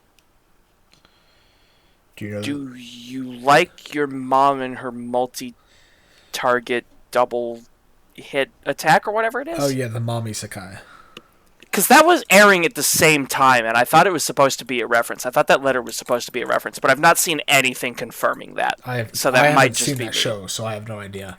You've not watched it? No, I wasn't watching seasonal. Oh, it was so good. I loved that show. Yeah. Spoiler alert. I don't think we're going to talk about that one anytime soon. You don't know that. Okay, yeah, you're right. I don't know that. I don't know what you're going to choose next. I don't know what I'm going to choose next. Pick. Anyways, let's... So yeah, I mean, I think the one-liners are great. One-liners are fantastic in this show. Especially if you like crude humor, I think you'll get a kick out of, at least a little bit of this show, Yeah, I like to pretend I don't, but I absolutely do. Oh, I do. And so this show gave me some good chuckles. Oh, yeah. I definitely, especially at the beginning of the show, there was a couple times where I did, I actually, I laughed out loud. Not just LOL. I actually, physically laughed. It wasn't just a exhale through your nose laugh. No, it was a full laugh. Not quite belly laugh, but And we didn't reach the levels of guffaw. No, there was no guffawing. No. But we got you got some laughs out of me, more so than chuckles. On the scale from chuckle to guffaw, it's about in the middle there, I would say. And I was surprised. I was pleasantly surprised. But then towards the end of the show, it started being more grating, and I don't think I laughed after episode 6. Yeah, it started I feel like it was the opposite thing. I think it dragged a lot at the beginning, but then the second half carried itself well. Yeah. I think if Assistant and Senpai had progressed as characters, I would have felt the same way. But because Possibly. They didn't, and they did, that still was still the underlying base of the show. And so even adding 2 whole new characters didn't really help that for me, personally. Yeah, and I feel like they did try to develop their relationship a little bit, but really not much. Because there was a bit where... They tried, and every time they just reverted back to 0. Yeah. And, oh, God, I hated that so much. And that's a big thing in episode 10. Let's go ahead and get there then. After the Secrets episode, they decide they're going to go to the beach. There's one bit that I want to get to before 10, because episode 9 had one of my favorite Masashep sequences. Okay, is this when they go to buy a swimsuit? This is when they go to buy a swimsuit. Because Senpai's going to go in her school swimsuit, and Saki says no. Saki just no, you ain't doing that, kid.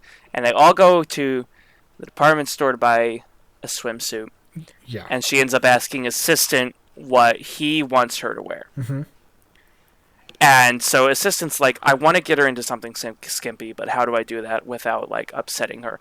And Makun's hold my beer. I've got this. Yep. I know the mental steps for this.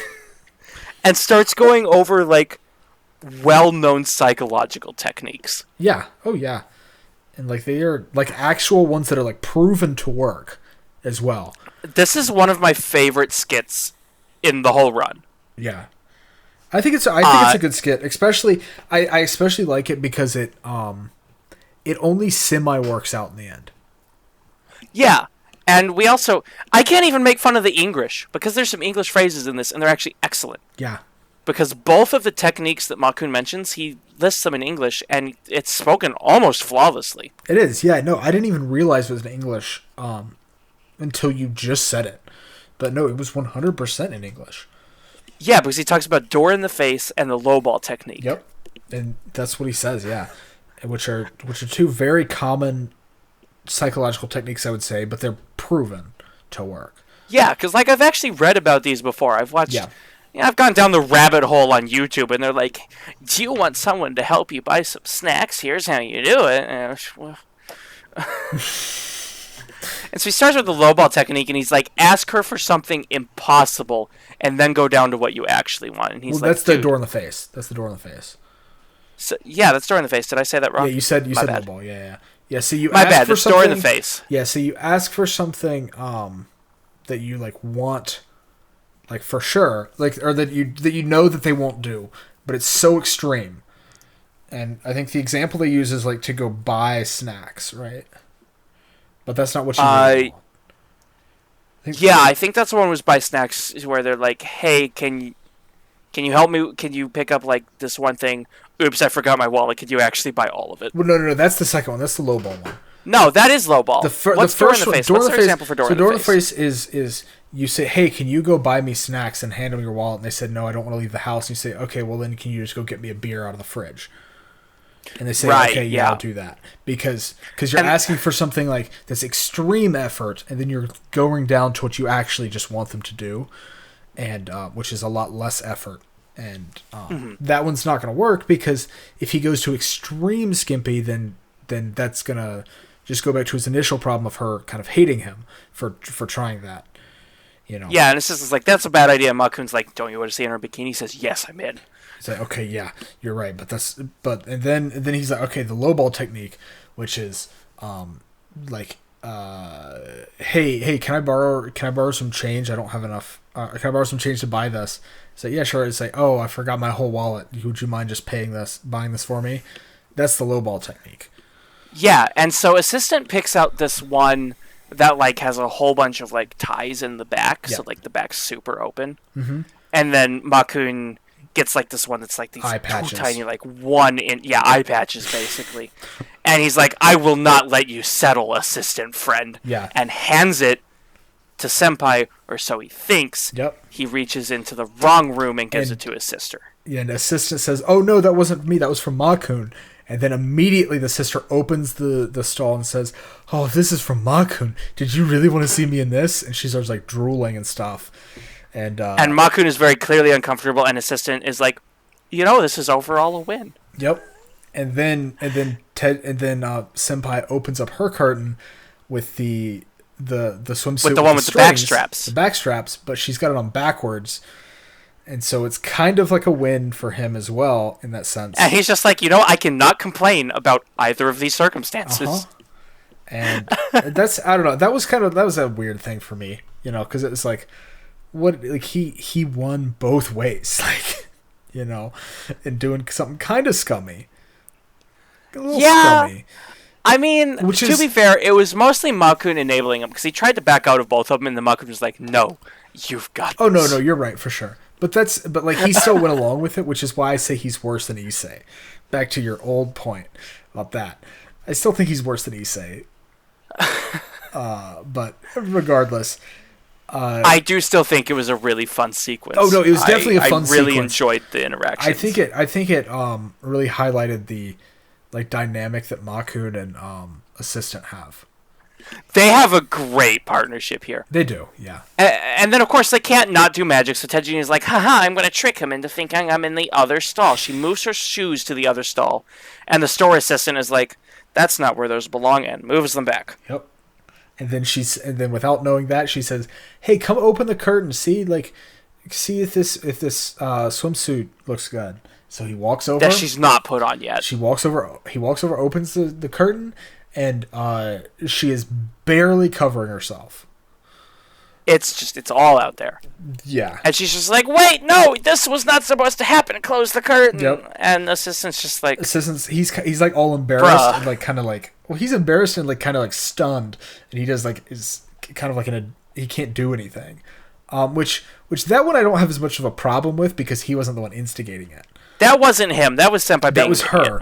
And then... So she got her comeuppance from that, you know. Instead of like... him trying to see her in something. So he eventually he got to see what he wanted to see, I guess. You know. Yeah. So that it said, my note for this bit was talk about the entire swimsuit segment. Because all of it was great, in my opinion. It was really good. I think it was really good build up to the next episode as well. Yeah, because the next episode was really, really great.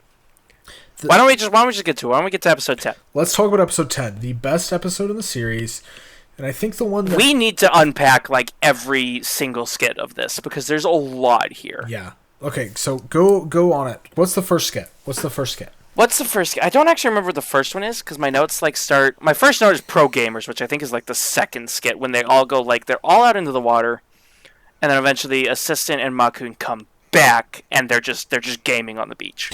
Right. Meanwhile, Saki and Senpai are quote-unquote frolicking in the water. I think that's basically the first skit. I think the thing that happened before that was just them getting there, and they played a little bit in the water, but I don't think there was much before that bit. So yeah. I would call that the first skit. And so then the big wave comes in and like washes their swimsuits away. And so... Which is honestly kind of strange that nature is really interested in them, I suppose. Yeah, it's... Because even Senpai counts on that, and she's like, wow, this truly is nature's magic. Yeah, uh-huh. It's such an anime trope, too. I've seen that so many times in anime where somehow a wave is able to wash away the top of a bathing suit. That's a very poorly made bathing suit if that happens that regularly. It really is, yeah, it is. Like, I don't know where they buy their bathing suits. And so the two of them have to like work together to get back to the beach without exposing themselves. Yeah. They try to call out to the boys. The boys look over, and Makun's like, oh, I bet they want us to go play with them in the ocean. Gross. I don't want it.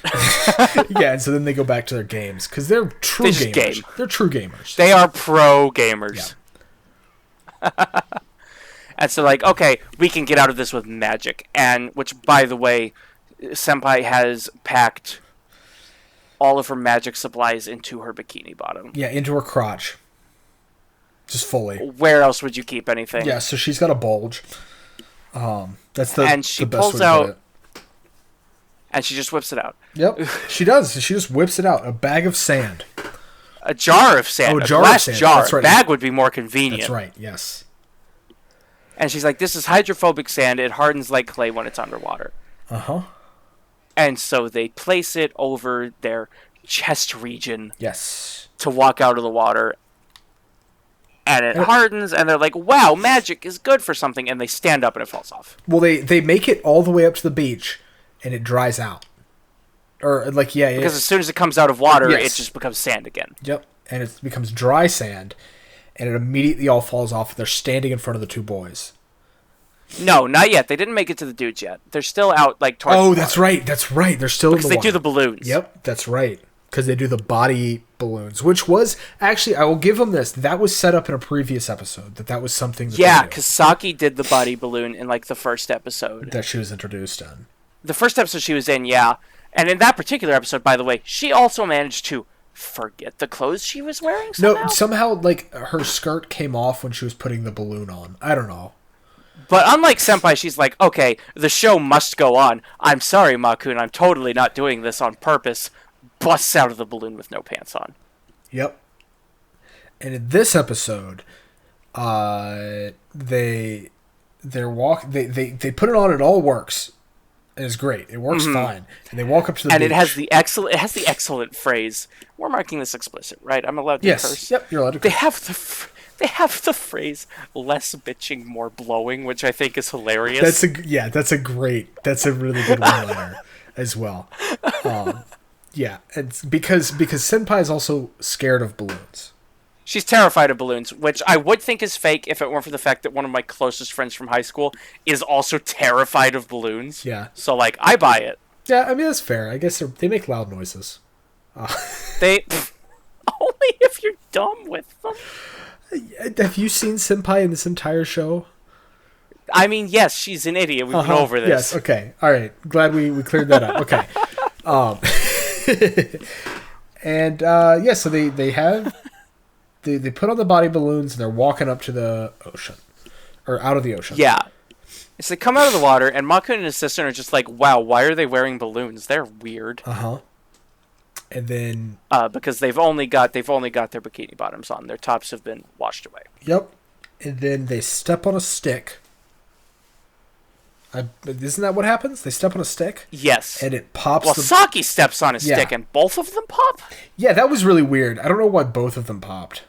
It's for anime reasons. Yeah. Anyways, they both popped at the same time, and so they're standing there, topless, and the boys are staring. We see from behind a whole lot of bounce. Yes. That Assistant and Makun get front row seats for. Yep. And their eyes do not leave. I mean, that's a frequent thing. Like, Assistant makes direct eye contact with the sun multiple times in this series. Yeah, no, that's true. That's true. Because he even at one bit, I don't want to say this because it makes me feel unhappy. He does the same thing to Madara, and I'm like, no, you do not do that. Yeah, that's later in this episode, too. That's this episode, and I'm just like, no, no. Uh-huh. And so that happens, and then what was the next skit? Is that when it cuts to the next skit, which is I think when Issei Assistant oh my god. When Assistant wanders off on his own and bumps into Madara. Okay, I was thinking and so he has the sequence alone with Madara. Yes. And they talk science again. And it's a really cute scene for the most part until Assistant does his mostly thing. Yes. Because like when he walks up behind her, she's like, "Oh, Grandma, you're here. I found a crab." Yep. And then she finds out it's him and immediately goes on like full science technobabble to try to recover her poise. Yeah, and she's like all nervous too, and it's like, oh my god, it's so adorable. It's so cute. She's so adorable. Oh my god, I love her so much. She was the best part of this show for me. Honestly. Protect the good person. Honestly though. Honestly. So then she goes on her science babble, and he's like, okay, look, I know what you're doing here. He kind of calls her on it or whatever. And so then she kind of does her and like adjusts herself. Yeah, because he's like, wow, the countryside sucks. And she's like, I live here. Yeah. Like, he lists all these reasons. He's like, there's no Wi-Fi. There's no, like, I've already used all my cell phone boomer. data. There's, like, and or not boomer, a zoomer, sorry. Yeah, and then... I ruined my own joke. I'm proud of myself. And then she just goes, this is where my grandma lives. I'm visiting my grandma. And he's like, but, well there's some good things about it, too. Chill. There's some good things about it, too. And then he can't list a single thing. And she's like, dude, it's chill. Yeah, it's fine. Whatever. Like, and then they prove flat earthers wrong. Which I thought was the anti-flat earth anime. It is. Like, I never thought about doing this, you know, because like, you know, you hear all the time, like, from flat earthers, like they get up in a plane and they're like, take a picture of the Earth. Is there a curvature? No. You can't see a curve. It's a straight line. And then this anime proves them wrong completely. Like, yeah, because so Madara is like, hey, go lie down on the sand. She lies down next to him, which is where the eye contact thing happens. Yeah. And I'm like, no, don't do that. It's literally the worst. Yeah. And then she even says, hey, where are you looking? And then she said, don't look at me, look at the sun. And so he looks at the sun. She handled it really well, I feel like, though. She did. She's just kind of like, look, no. Yeah. She like called him out for it, directly called him out for it, and then says, look at this other thing. This is what I'm trying to show you. Which I was, yeah, I mean, I think she handled it very, very well. That's not a thing she should have to handle. No, it's not. It's really not. It's not. But Assistant is not a good person. We've been over this. And so then she says, look at the sun. And like they watch the sunset. And I was expecting this to be the green flash thing because they're by the ocean. Yeah, no, I was expecting the exact same thing. Yeah. And then she says, "Hey, quickly, stand up. Get up, hurry up." And they stand up, and then she says, "Look out at the ocean." And the sun. And they can see the sunset a second time. Yep.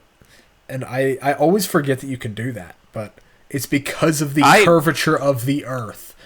I've only been to the coast like twice in my life, so yeah, I've seen it in a couple other anime, I think.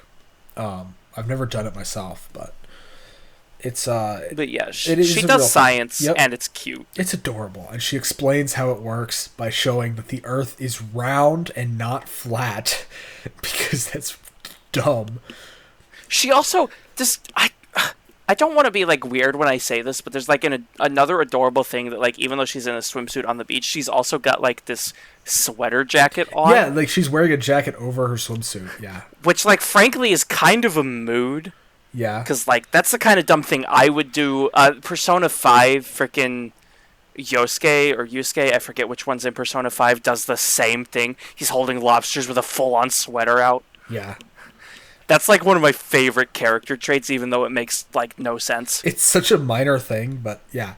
It also it displays her character well too, because she's pretty reserved, and so putting that she's very reserved, and so putting that jacket on shows again that she's reserved and shy, and she's still like wearing the proper quote unquote proper attire, you know. Yeah, no, proper attire. I'm going to say this now because I'm going to forget about it otherwise. Okay. I absolutely love Madara. Best character. I will freaking stan the best girl, but whatever. I have one complaint. Again, I did a lot of chemistry stuff. She's in a chemistry lab. Tie your hair up. That is a safety risk. Yeah, okay, look.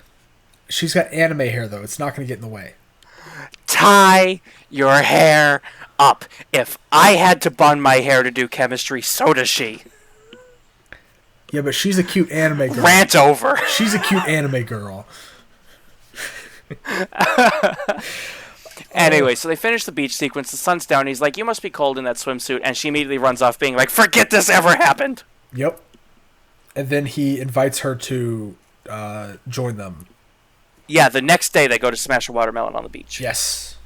This is, in my opinion, the watermelon smashing skit is the best skit in the show, in my opinion. Okay. That's interesting. I don't know what I would call my favorite skit, or like the best skit, but I don't think it would be this one. I got a ton of laughs out of the watermelon skit. So, like, the thing is, it's like they're doing like pinata style where you got a stick and you got to crack the watermelon that's on the ground. Yeah, it's the classic anime trope where you break open the watermelon. And so they're like, Makun gets the first one. They give Makun the stick, they blindfold him, and they're like, the skeleton, what the... What? Watermelon? Okay, yeah. I don't know what those two have in common. Nothing, except they end with un. So they cut the watermelon on the ground, they give the stick to Makun. Yep. And he starts walking, and Saki's like, "I'll guide him, it's a little to your left, walk forward." Mm-hmm. Where would you like to say where Saki guides Makun? Right into her tits. Because where else? Watermelons on her chest. And they hard cut from Makun between the boobs to Saki buried in the ground. Yep, with only her head sticking out.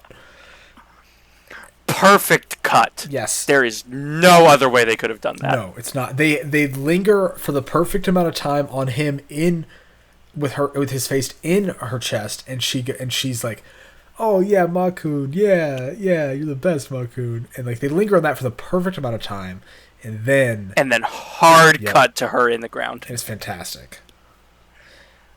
So, like, she's allowed to talk and participate, but they don't want her messing with things. And she's like, "Hey guys, the ground's a little more restrictive than I expected."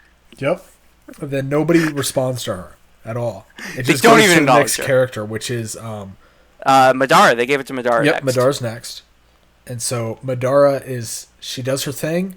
She walks. She does her science thing. She's not dizzy at all. She's not dizzy at all because she knows how to counteract it because of science. Yeah, and she goes on like this big rant about like games are just because it's a game doesn't mean I can't take it seriously. I have natural advantages. Plus, I oriented my center of gravity. Yep. And there's like this really cool shot of her like determinedly holding it like a sword Yep. in this forest of bamboo. Plus, her summer clothes design is adorable. It is, yes. And then What goes wrong with her? Because she doesn't end up getting it. I forget what happens. She just starts walking into the ocean, and then it hard cuts to her embarrassed, like sitting next to Saki's head.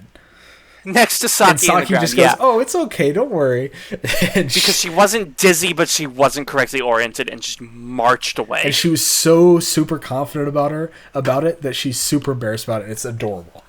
It's so cute. Have we mentioned that Madara is adorable? I don't know if we. Yeah, I don't think we've brought this up, but Madara is the best character. She's so cute. And then it goes to Senpai. Yeah. Oh my god. First mistake, giving Senpai a turn. Yeah. Yes. There's many mistakes made, but that was the biggest one. That's for sure. And assistant cares for Senpai, and he's trying to guide her so she doesn't do anything stupid. Yeah, he's trying to actually get her to the watermelon, and she doesn't listen. I don't know why. She looks like she's going to fall, so assistant runs up behind her, and she's just like, "What? Who's that?" and hikes it behind her and just, like, jabs him in the face. Yep. So he's knocked out cold. He's just down and out for the count. And then Makun is right there. And she, like, swings at Makun accidentally, like, trying to turn around, but with full force. Takes down this behemoth of a man. Yes, exactly. But not Behemoth. Not Behemoth. He wasn't there. No, Behemoth wasn't there. Because, I mean, Makun's, like, twice the size of Senpai. Yes.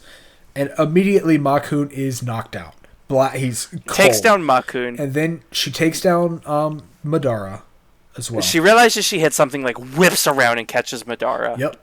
And then she starts to walk forward, and she finds the watermelon. She finds the watermelon.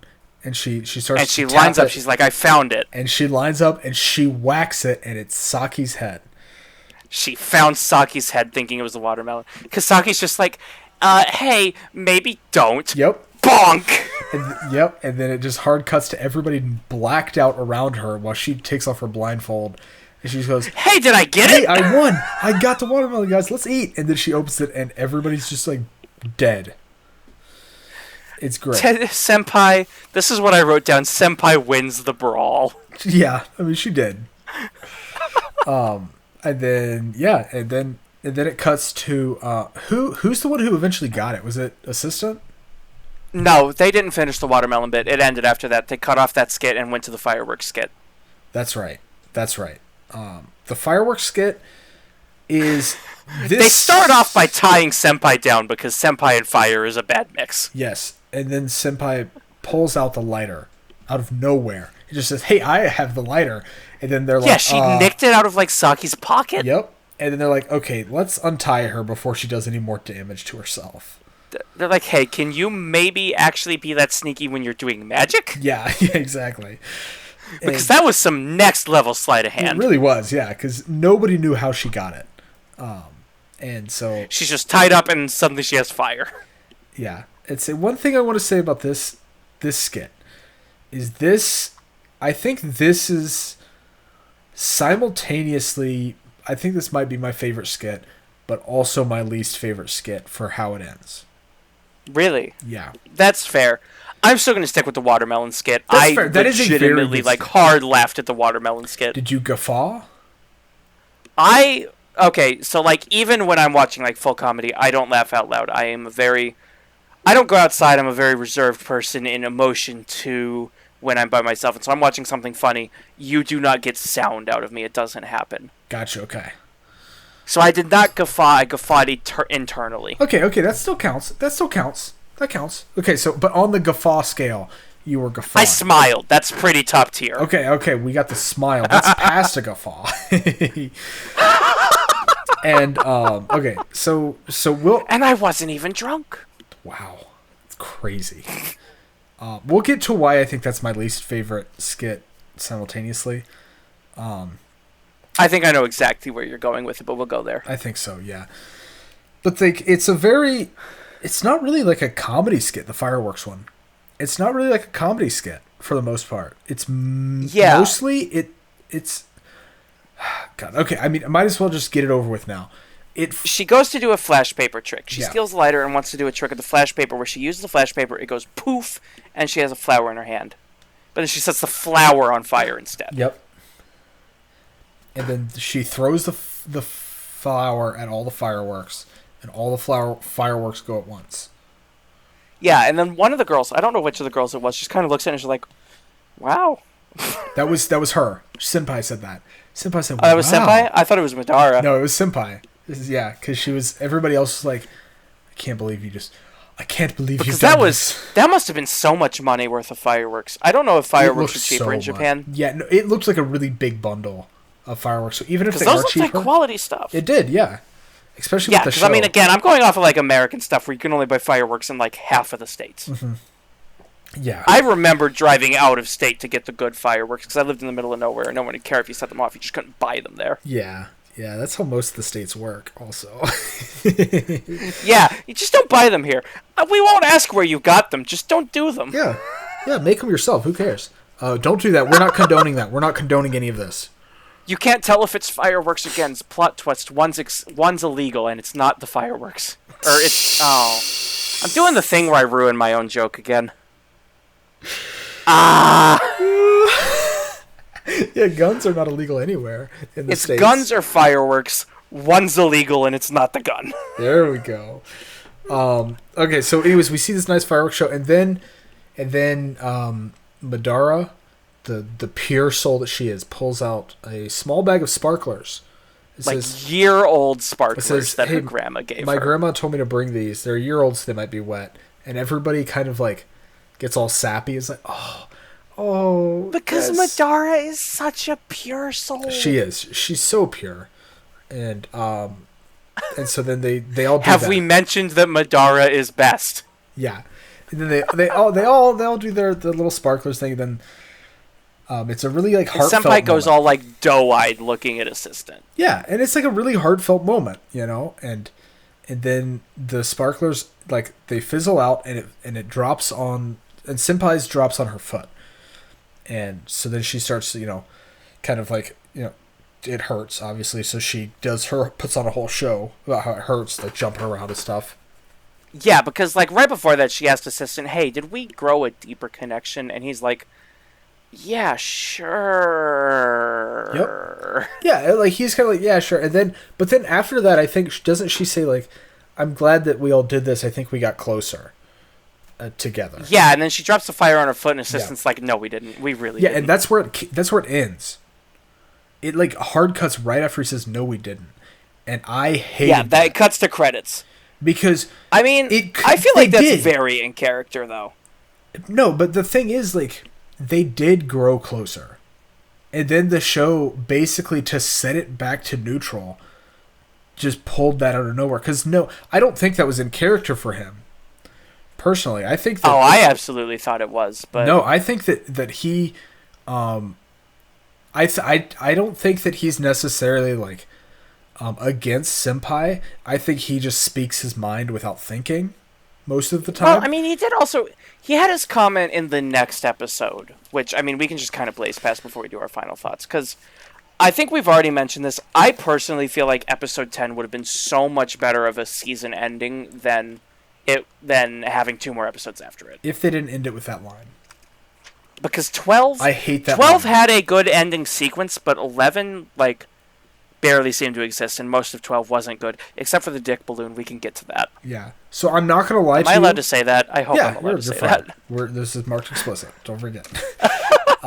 So the thing, before we move on, at the end of episode 10, that's where I gave up on the show. Because I... Wait, did you not watch the other 2 episodes? No, I watched the other 2 episodes. No, I watched them. But that when he said, we didn't grow closer, and like that's, but they clearly did in that episode, and then in the next episode at the beginning, they just didn't. Like it's all back to neutral. That's when I said, oh, so this show is not going anywhere. and I Yeah, have no, 2 it's more very episodes. I feel like they went out of their way to make it 100% self-contained, which I didn't like at all, because even like in episodic shows, especially the ones that I like, so like the ones I'm thinking of right now are like Space Dandy, Cowboy Bebop, and Panty and Stocking. All 3 of those. I have seen one of those. Which is Cowboy Bebop? No, it's Panty and Stocking, actually. Oh, okay. But like all 3 of those have they have a quote unquote overarching story, but it only appears like at the beginning and the end, basically. Mm-hmm. Whereas like each episode though, like the characters grow. And like you can watch episodes kind of like out of order, and like you can have like favorite episodes and stuff, but it's not going to you're not going to get the full experience unless you watch it in order.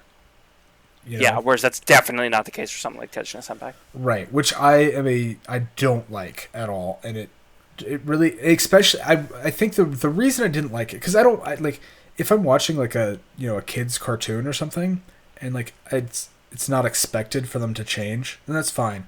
But in this, when they teased it with that episode 10, that's it.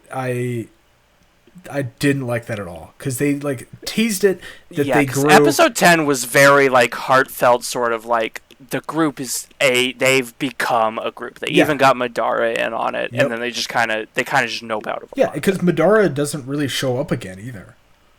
Yeah, Madara's not in the last 2 episodes, I don't think. Yeah, and it doesn't make any sense. I hated it so much.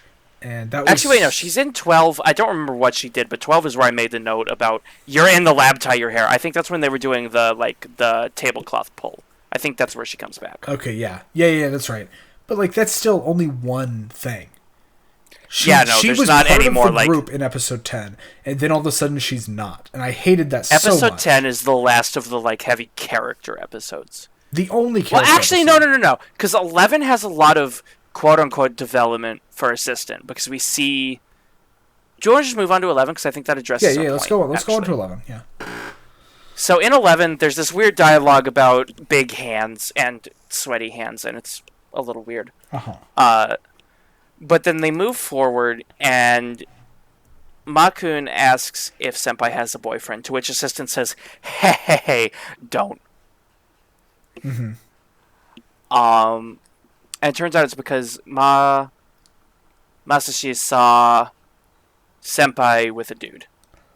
Right, yeah. And so they spend the rest of the episode... I think this episode is only like 2 skits. I think so, They spend the rest of the episode stalking Senpai? Yeah, they're following her to see who she's dating, or like who she's meeting. And it's all 3 of them, because they're all in on this. Yeah. Makun, Saki, and Assistant are all in on this. But Assistant is taking it a lot harder than the other 2. Yeah. But, like, it's still, like, really comically, and I don't know. I never felt that it was, like, a romantic thing, more than, like, he was romantically interested in episode 1. Well, I think it was, though, because, like, they're trying to, like... Because he's trying to deny it the whole time, because he gives that analogy about, like, when you're taking care of a stray cat, and it turns out they're a house cat. Mm-hmm. And Saki's like, dude, you're being weird. Well, yeah, because he is. Yeah. Yeah, because he's also, like, starting to freak out more and more, because when they... God, I don't want to talk about this. When they go to the lingerie shop. Oh, yeah. Yeah. And she makes the comment, I don't know, about Average and Assistant. They have to hold him back. Yeah. Because he's like, that is not Average. What are you talking about? He says the... What's the phrase? Because I don't remember the phrase. I remember the phrase. It was cow tits, and I hated it. That's right. Yeah, cow tits. Yep. I hated it. It was bad. Yeah. And he's taking this whole circumstance very hard. And there's also like the really suggestive thing with the cucumber, because they think he's a porn director. And so Assistant's taking it like really hard the whole time, but then they like get to the end and they find out that this dude is One-chan's wife. Or yes. Husband. Sorry. Yeah. And they all sit down and they have dinner together. Yeah. And it sort of resolves, but that doesn't change the fact that, like, that entire episode, it was clear that Assistant was, like, super jealous that she was with someone else. At least that's the vibe I got. Oh, no, he definitely was, but I mean, I don't think that hasn't been shown in other episodes. That, like, he like, is in love with her. Yeah, because it feels kind of Stockholmist, actually, because she's awful to him. Yeah, but, like, he's awful to her, too. But, like, also... They're both crappy people. I think that's the thing where, in that episode with where they're like the two-parter, quote-unquote, where, you know, he, like, confesses that he loves Bahamut. What's his... I really don't think that was the two-parter. What's his because name? I have the What's notes about him in her house, No. like, in the same episode. No, because I thought he at the end of the episode is when she came out of the box. Whatever. Anyways. No, I'm pretty sure the episode ended when she was, like, beating on the floor that she misunderstood. Okay. Yeah, maybe. Anyways. So anyways, that whole thing. I don't know, it felt really weird when he said, "No, I was talking about what was the thing's name?" Oh, when he was talking to Behemoth? Yeah. That he was talking to Behemoth. That seemed really weird, and I don't know. I still I never really believed that. It seemed more like an excuse to me. Like, no, I don't know. I never honestly, believed I'd it buy it because by that point he had already, like, I don't know. I don't think he was ever really, like, in love with her. I think he was more like a like physical attraction. Yeah, no, because he stares at her boobs for like half the show. And I think that is also the same case in episode 11. I don't think that happens again in 12, actually, because in 12, there's the dick balloon. Yeah. But then, can we just blow past that? They do balloon tricks or whatever. They're trying to teach her, Saki's trying to teach her how to do balloon animals. Yeah. And she gets halfway through a balloon dog. Gets tired. And it looks like a dick. There's no way around that. And he says, and Saki's like, well, if you get tired, just set it. But, sorry, actually, no. She stops there, and she's like, I'm going to take a break. And assistant says, you should probably not. Yeah. Basically, almost word for word, that's what he says. And then Saki says, well, if you're tired, you can just put it between your legs so you can rest your hands. And so she puts it between her legs, and it looks like she's got a big old cock. For lack of Fetish fuel. Fetish fuel. Yep. Starts with an F. And so... Anyway, after that, to the part we actually need to talk about, there's a sequence where Senpai actually does magic successfully in front of assistant. Yes. Because the reason she thought she could do it was if she's embarrassed by performing in front of people, she needs to do something else more embarrassing to get over it. And so she wears a bunny girl costume. She becomes Bunny Girl Senpai. I said we would not mention that show on this podcast. And she does the trick successfully because she's feeling super awkward about the costume instead of awkward about the tricks. But assistant literally doesn't realize that she's doing magic successfully because he's just staring at the titty the whole time. Yeah. Like, full-on direct eye contact. That is not how you be subtle. No, he's never really subtle about it, though. Even in episode 1, I believe it's episode 1 with the coin trick, the coin in the cup. Or is that episode 2? I don't know which episode that was, That's really but yes, early I know what you're talking about. It's 1 or 2, and, like, she gets up and her skirt got pulled up by her cape, and he's just and he's like, are you doing this on purpose? And so, like, it's not like, that's not, like, growth at all. Like, there's no growth. That's his one note continuing to be a note. Which is why I don't think episode 11 is, like, a big, like, out of place thing. That's why I think I don't know. It's really weird. God, assistant just wants to get some. That's all he wants. He literally says that. If she asked me to, I don't think I would say no. I'm pretty sure that's because there's that one bit where he legitimately thinks she's coming on to him. Yeah, and it's the same thing as the coin trick. I'm pretty sure.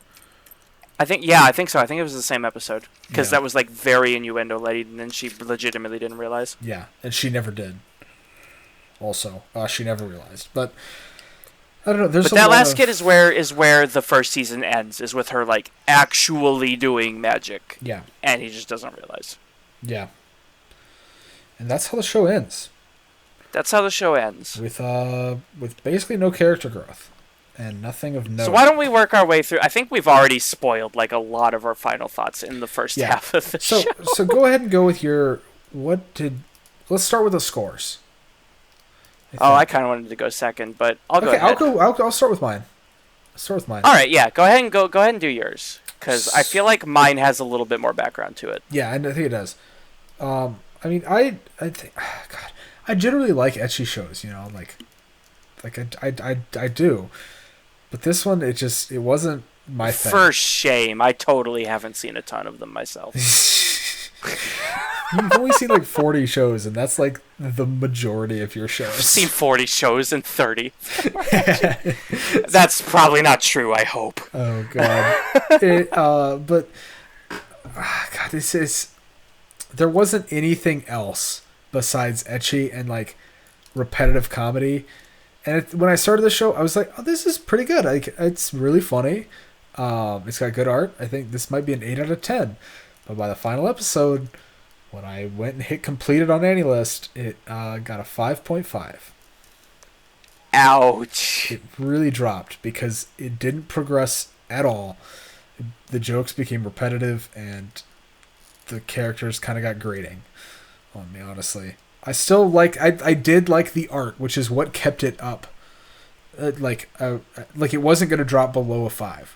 Or even be a 5, because the art was so good throughout the entire show and consistently good that I couldn't do that to it. Yeah, no, it looked excellent. It did. So that's kind of like my general thoughts, like real quick. To quickly sum up mine, and mine might actually be a little bit of a longer statement, because again, I have some background on mine. Oh yeah, no, for sure. As I said, I watched this show when it was coming out a year ago. Yeah. Jeez, it doesn't feel like it's been that long, but it has. Yeah, it has. This past year has been a trip and a half. Oh yeah. Oh my God. So I watched the show as it was coming out, and when it finished, I remember the last, particularly episode 10, but also episode 12 being potent enough and hilarious enough that I wound up, when it finished, giving it one of my few 10 out of 10s. It's one of, I think, 5 shows I marked a 10 out of 10. Yeah. Part of me wishes I had not rewatched it.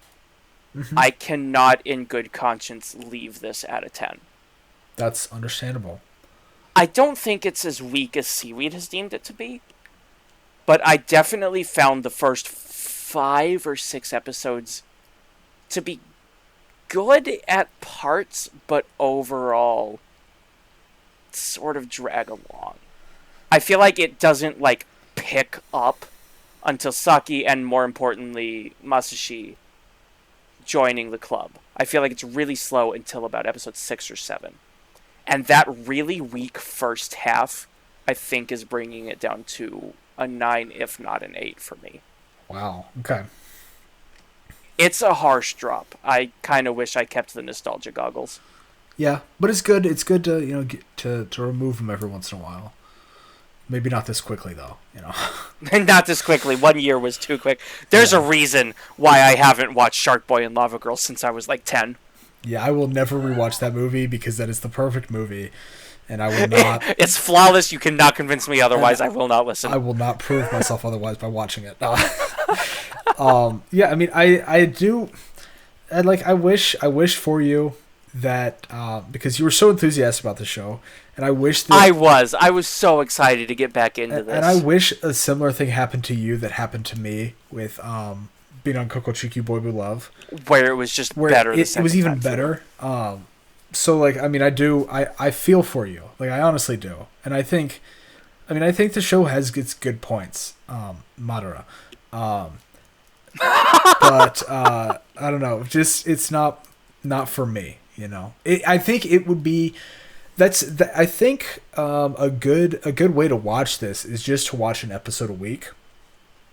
Definitely. This is not a show suited for binging, which is literally what I have to do for this show. Yeah, I mean that's what we have to do. For our podcast. Yeah. Like that's what we have to do, and that's kind of one of the unfortunate things I guess that comes with making a weekly show. Mhm. Cuz you can't really take your time on a show unless you know what you're going to watch way like down the line and it's a longer show and so you can take your time with it, but Yeah. Yeah, basically, I have the day before recording to watch the show, the day of recording to record, and the day after to edit. And that's that's all of my spare time. I'm either at work or I'm working on the podcast. Yeah. Hey, I mean, we are dedicated to this. Oh, no, that's not a complaint. I am absolutely loving that we're doing this project. Oh, yeah, it's and great. I'm very glad that we can get this content out for you guys. Yes, and I am having so much fun with it. I hope that's coming across in the episode, but I would still give this for me personally, for Tejina-senpai, I would give it a tentative recommendation. Even though I know I gave it a 5.5, I think if you watch this show sucked, you should watch it too. Well, I think if you watched it under different circumstances, you would enjoy it more than I did. This is the same thing I said about you can do it. I believe in you. About High School Earth Defense. Cute Earth Defense Club. Is that I think that style of show benefits a lot from the weekly format. Yeah. Mm-hmm. And I think episodic shows generally do, because you're able to get a complete story in one. I think I said this last week as well.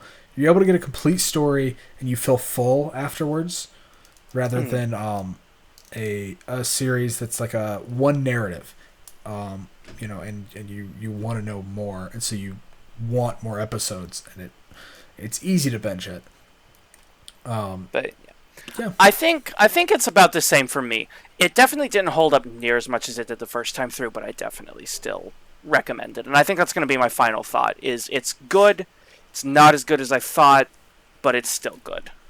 Yeah. No, that's fair. That's fair. This is definitely if you don't like ecchi, don't watch this show. If you like ecchi, watch this show. You'll probably enjoy it, yeah. Yeah, because that's more than half of the show is ecchi. Fetish fuel. Anyway. That's a whole topic we didn't even get into. And we don't have time for it, I don't think. I think we're reaching that point. Yeah, we're right about there. Would you like to talk? Should you talk about, or should I talk about what we're watching for episode 4 of A Shot of Weeb? Yeah, so next week is the show that neither of us have seen before, and we both agreed on. We had to mutually agree. We brought it down to 2 options. Yes, we're not going to say what the other option is, because we're thinking about doing it for the next group one, but we're not 100% sure. We're not certain, but we have locked in what next week's going to be. And we're going into a more of, I'm not sure if it's a psychological or a shonen. I don't know how much fighting there is. I have no idea. I don't know really anything about this show.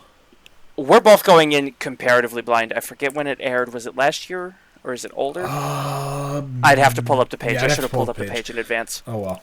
But we're going to be watching a show called Classroom of the Elite. Yes.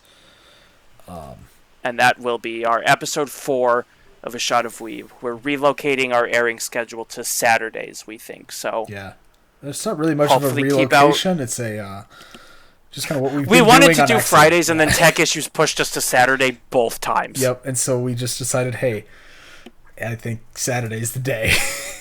I guess that's what it is. Yep. So it looks like it's going to be Saturday, about 5 Eastern. So hopefully keep an eye out for episode 4 this time. Next week, where we talk about Classroom of the Elite. Yeah, we hope to see you there. Let us know if you got a show that you want us to watch. Let us know, because we're always down for recommendations. Oh yeah. Say we normally try to plan 1 week ahead. I mean we each have if not 2. Yeah, if not 2. So we have some general ideas for what will happen next, but it's not fully locked down. So anything you guys want us to see and talk about, let us know. Please don't torture us with really bad stuff, though. No, please. Send us the worst you can find. Oh, no.